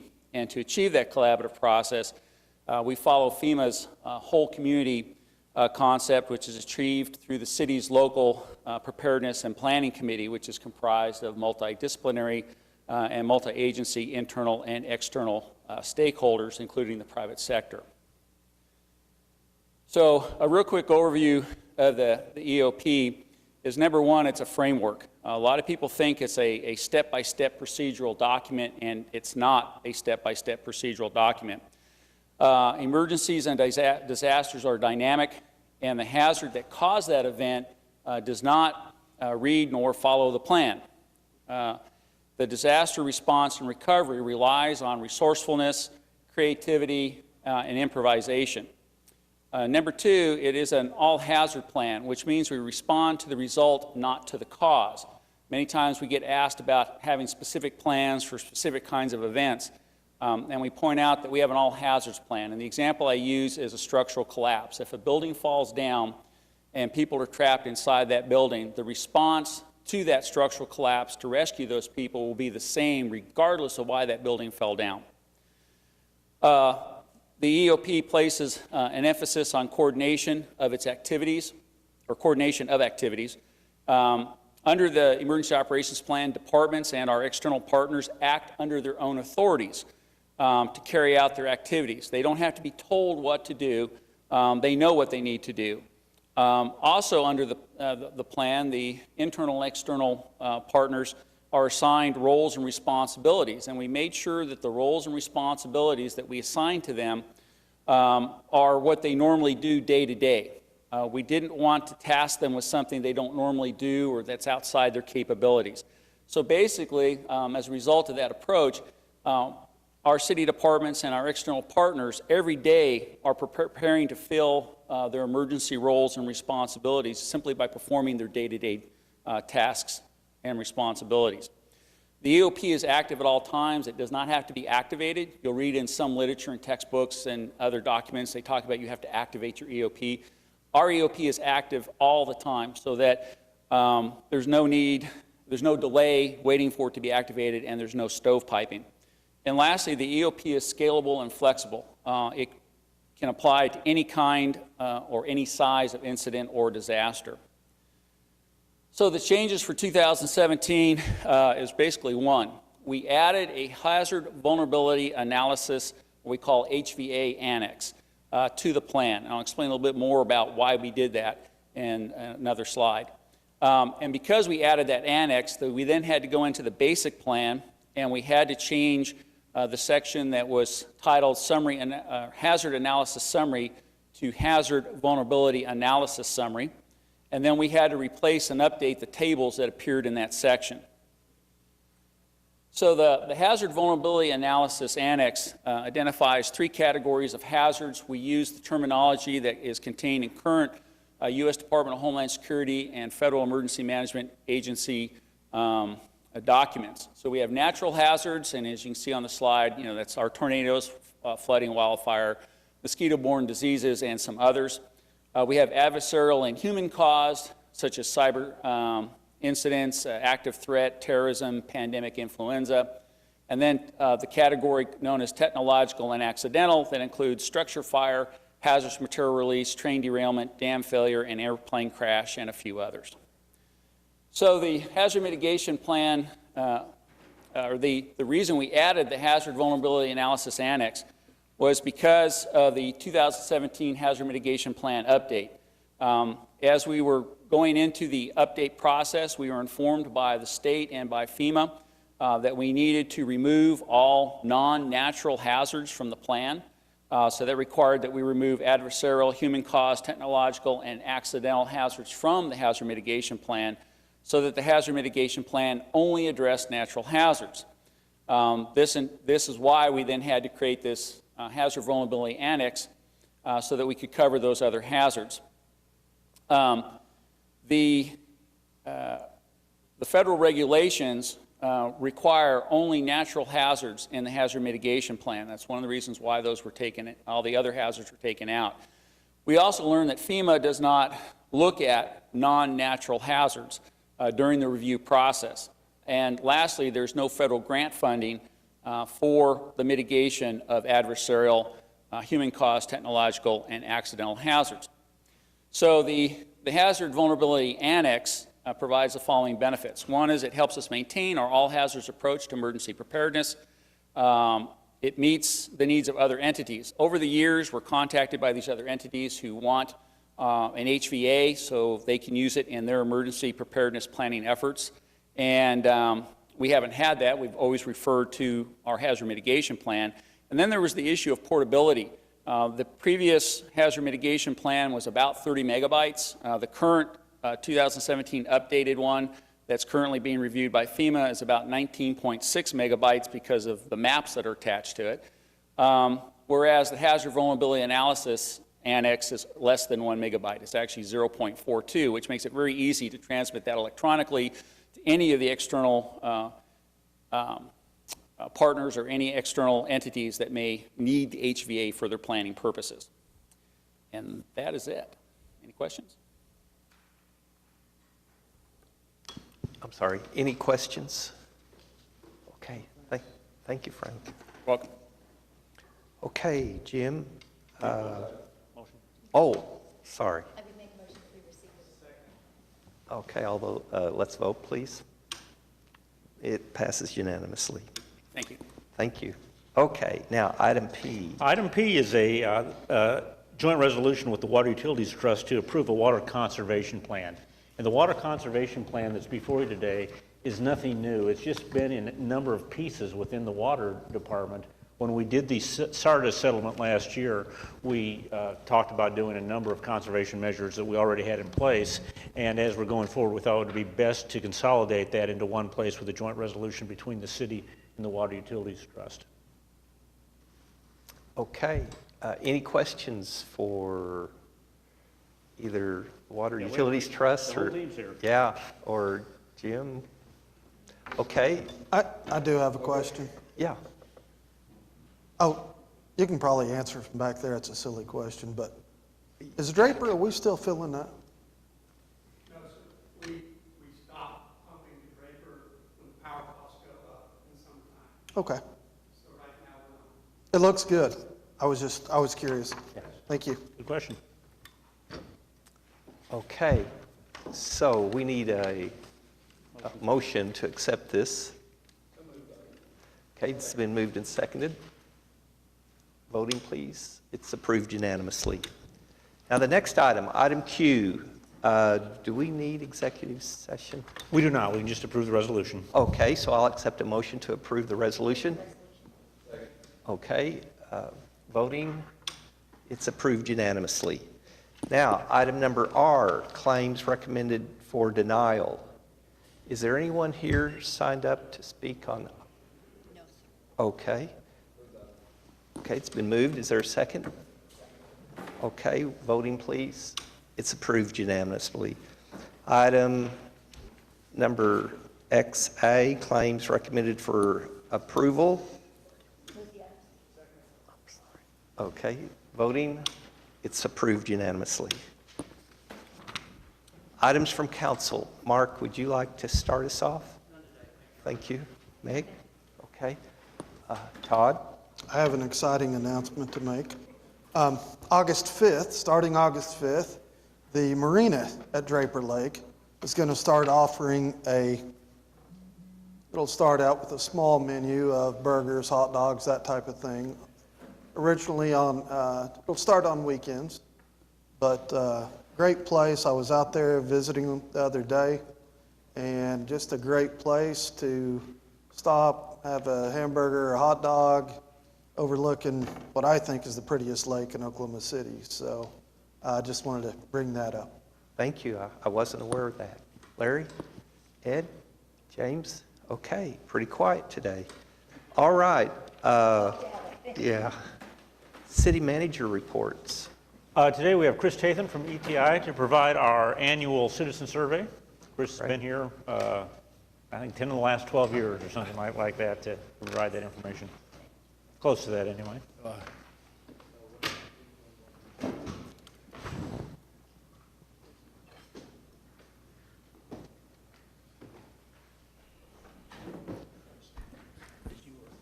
Thank you, sir.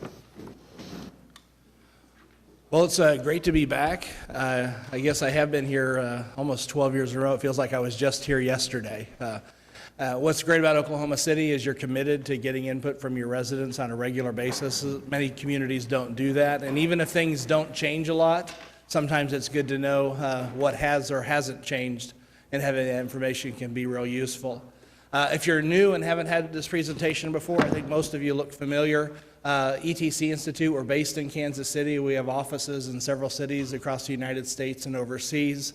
We've surveyed over 2 million people in the United States in the last 10 years. And so a lot of times we compare how communities are performing based on our national databases. So I'll make some references to that as we go through the presentation today. There's also a full set of comparisons in the report for you to take a look at.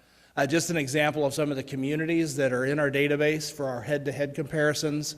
They're listed here. Our national averages are based on national surveys that we do. Head-to-head comparisons are based on individual communities, and we actually survey 21 of the 35 largest cities in the United States. For today, I'm just going to walk you through briefly what we did. I know you're familiar, at least most of you are familiar with the survey. Give you the conclusions that we've reached, and then just kind of walk you through how we got there. So the purpose of the survey is really to give you an objective assessment of what residents think related to the quality of city services and their priorities. As you know, most people are busy with their lives and don't have time to come to council meetings or public meetings. So they simply go through their lives expecting services, but oftentimes you never hear from them. So this type of tool helps you balance what you hear at public meetings with what the average resident really thinks. So that way you can incorporate that as part of your decision-making process. It also helps you get input for priorities and also measure how things have trended over time. This year's survey was done very similarly to the surveys we've done in previous years. The one difference that we did do to make it more useful for each of the council members is this year the sample was stratified by ward. So we made sure we got at least 150 respondents per ward. In the past, sometimes we've had more responses from one ward than another. This year it's pretty uniform. So that way, if you're interested, you'll be able to actually see the results for the particular group of people you're serving. As far as the major findings this year, the real big finding that I should have just put in bright red letters is not a lot changed. In some ways, that's really good because this was a very turbulent year with the national elections and a lot of changes at the national level. Many communities saw significant decreases this past year. You actually stayed about the same. Your overall perceptions of customer service and your overall satisfaction with the city are among the best in the nation. You do a fairly equitable job of meeting the expectations regardless of where residents live.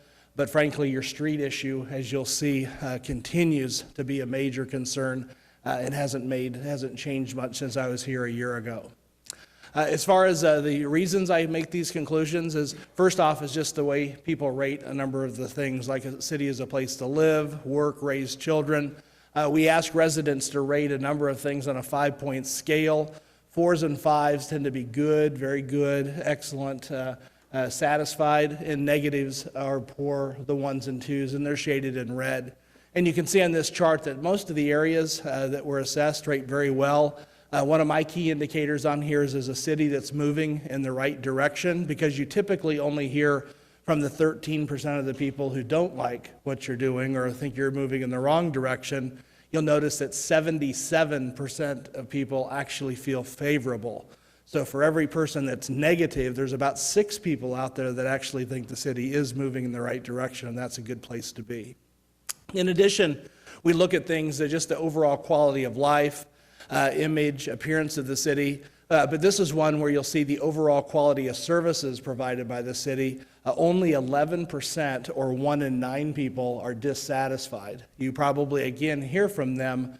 57%, or nearly 6 times that, actually give positive ratings. So all in all, the city's doing a good job. I'm going to show you the trends in just a few more slides.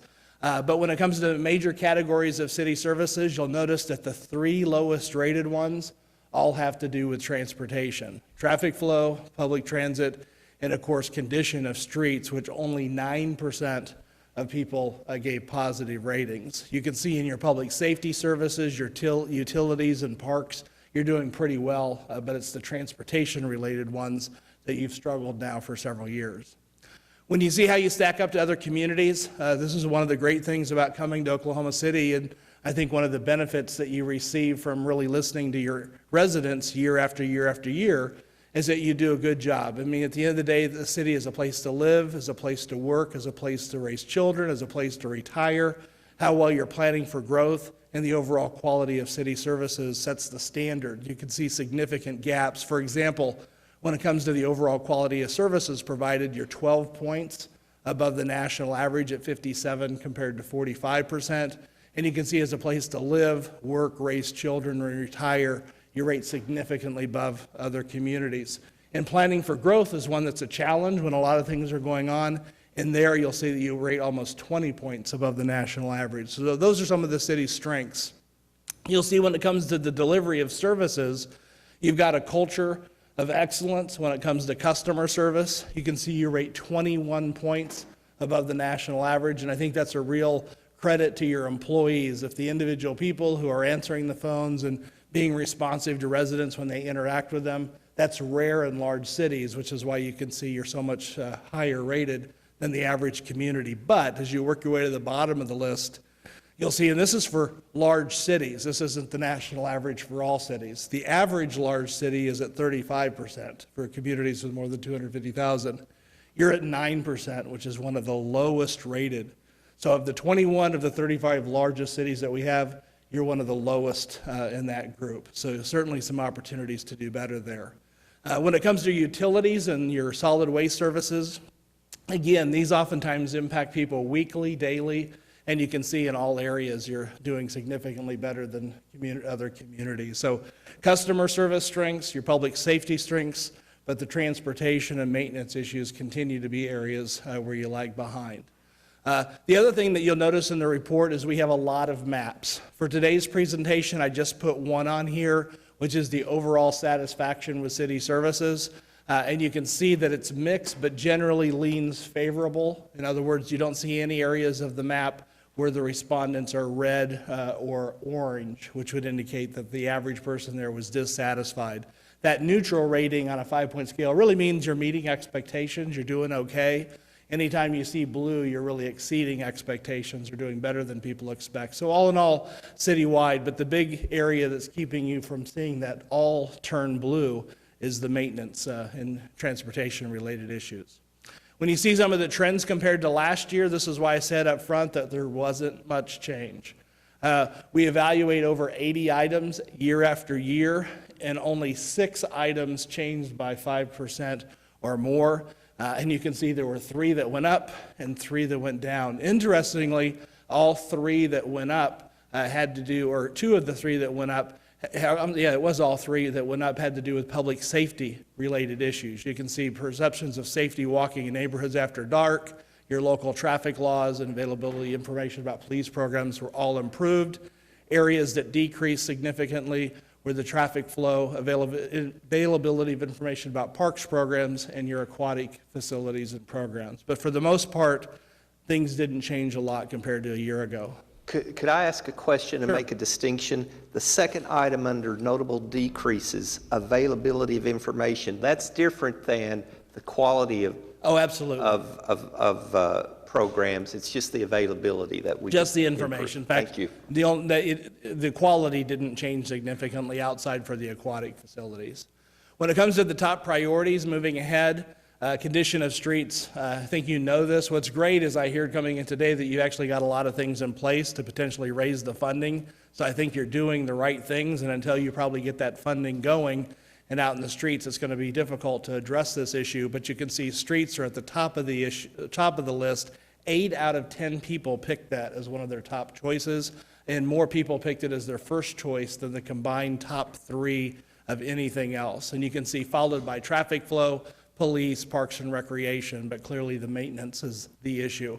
And when we put it into our analysis to help you identify, well, given the level of importance and how well you're doing, what are the top priorities? And this is a little different, and the reason we do this is if nobody cared about the service, you shouldn't prioritize it because no one's going to notice, or you need to educate them that it is important. And you can see streets, conditions, traffic flow at the top of the list, followed by public transit and code enforcement. But clearly, the top 3 all have to do with your transportation system.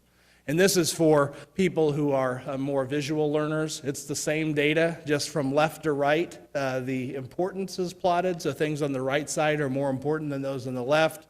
And the satisfaction is plotted on the vertical axis, so things on the bottom are lower rated than those at the top. And what you're looking for is there anything that's really important to folks, but you're not doing as well as. And you can see condition of streets is in the bottom right quadrant, and you can see flow of traffic is next. And the other items are fairly well distributed based on expectations, but those are the 2 that are really out of line.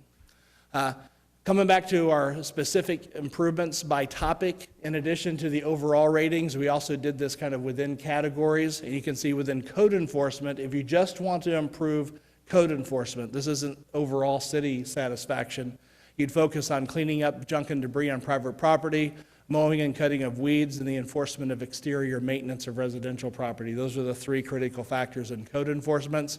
Within maintenance, it's your major streets and your neighborhood streets, along with pavement markings.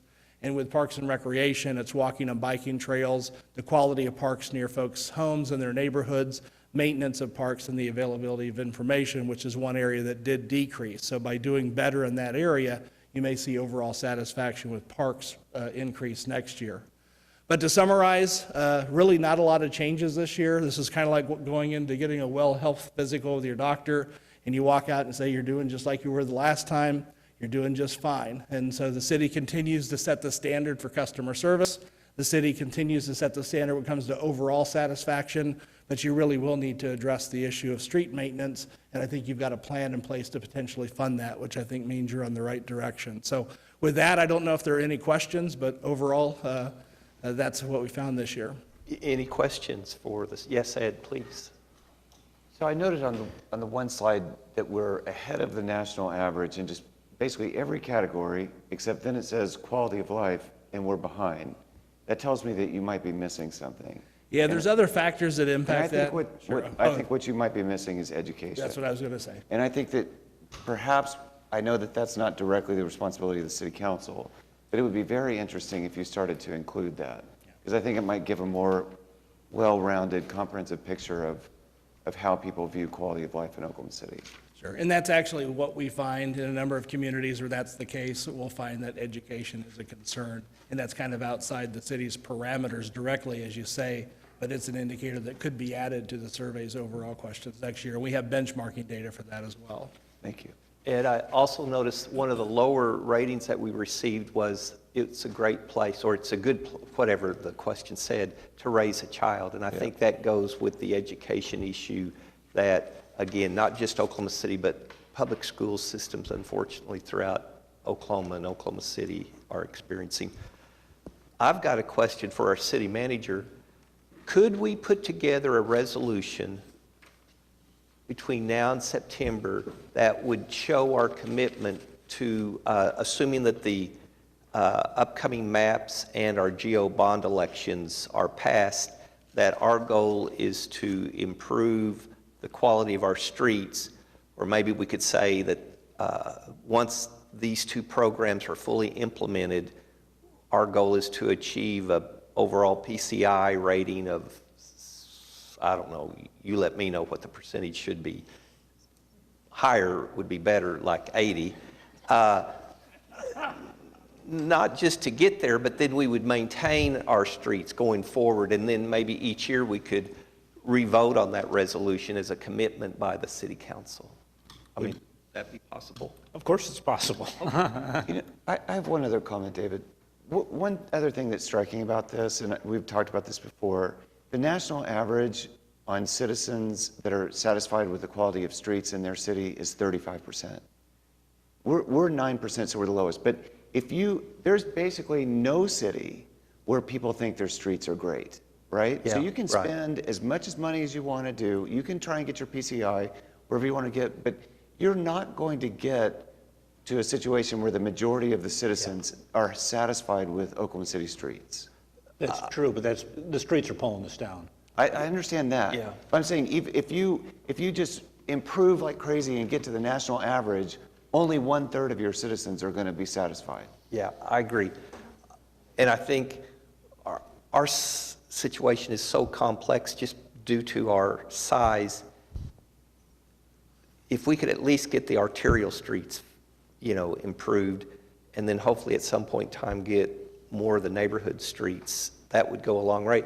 I think it would actually help our overall ratings in other areas too, because I think to some degree our traffic flow is inhibited to some degree as a result of the quality of the streets. We have to avoid certain areas, or there's a street's shut down because of repairs, or so I think it would help. And many of our ratings, plus it would help the citizens say, hey, we're being responsive to their greatest concerns that they've identified to us, and we're trying to address those concerns. Is the individual award data broken out in the notebook? If we have not done that, we will. I don't know if we've provided that yet, but if not, we will. We'll provide that as an appendix, and you'll just be able to see all the awards and then the overall side by side. So I'll make sure that we get that. I would like to see a map that shows where that 7% live at that are satisfied with the condition of the city streets. I can tell you where they're not, Todd. Yeah, I know where the other 93% are. I'm just Curious where those 7% live. Okay, thank you. Thank you. Appreciate it. Okay, Jim. Mr. Vice Mayor, the last thing on the agenda is the sales and use tax collections for July. The sales tax was up 1.5%. It's a little bit under, it's positive, we'll take it, but it's a little bit under what our projection is. The use tax was actually up quite a bit. It was up to 21% over last year, and that's primarily because of the collection on the Amazon internet sales. So and again, that shows up under use tax. That's great. Well, thank you very much. And I don't believe we have any citizens to be heard, so I think we're adjourned. Thank you.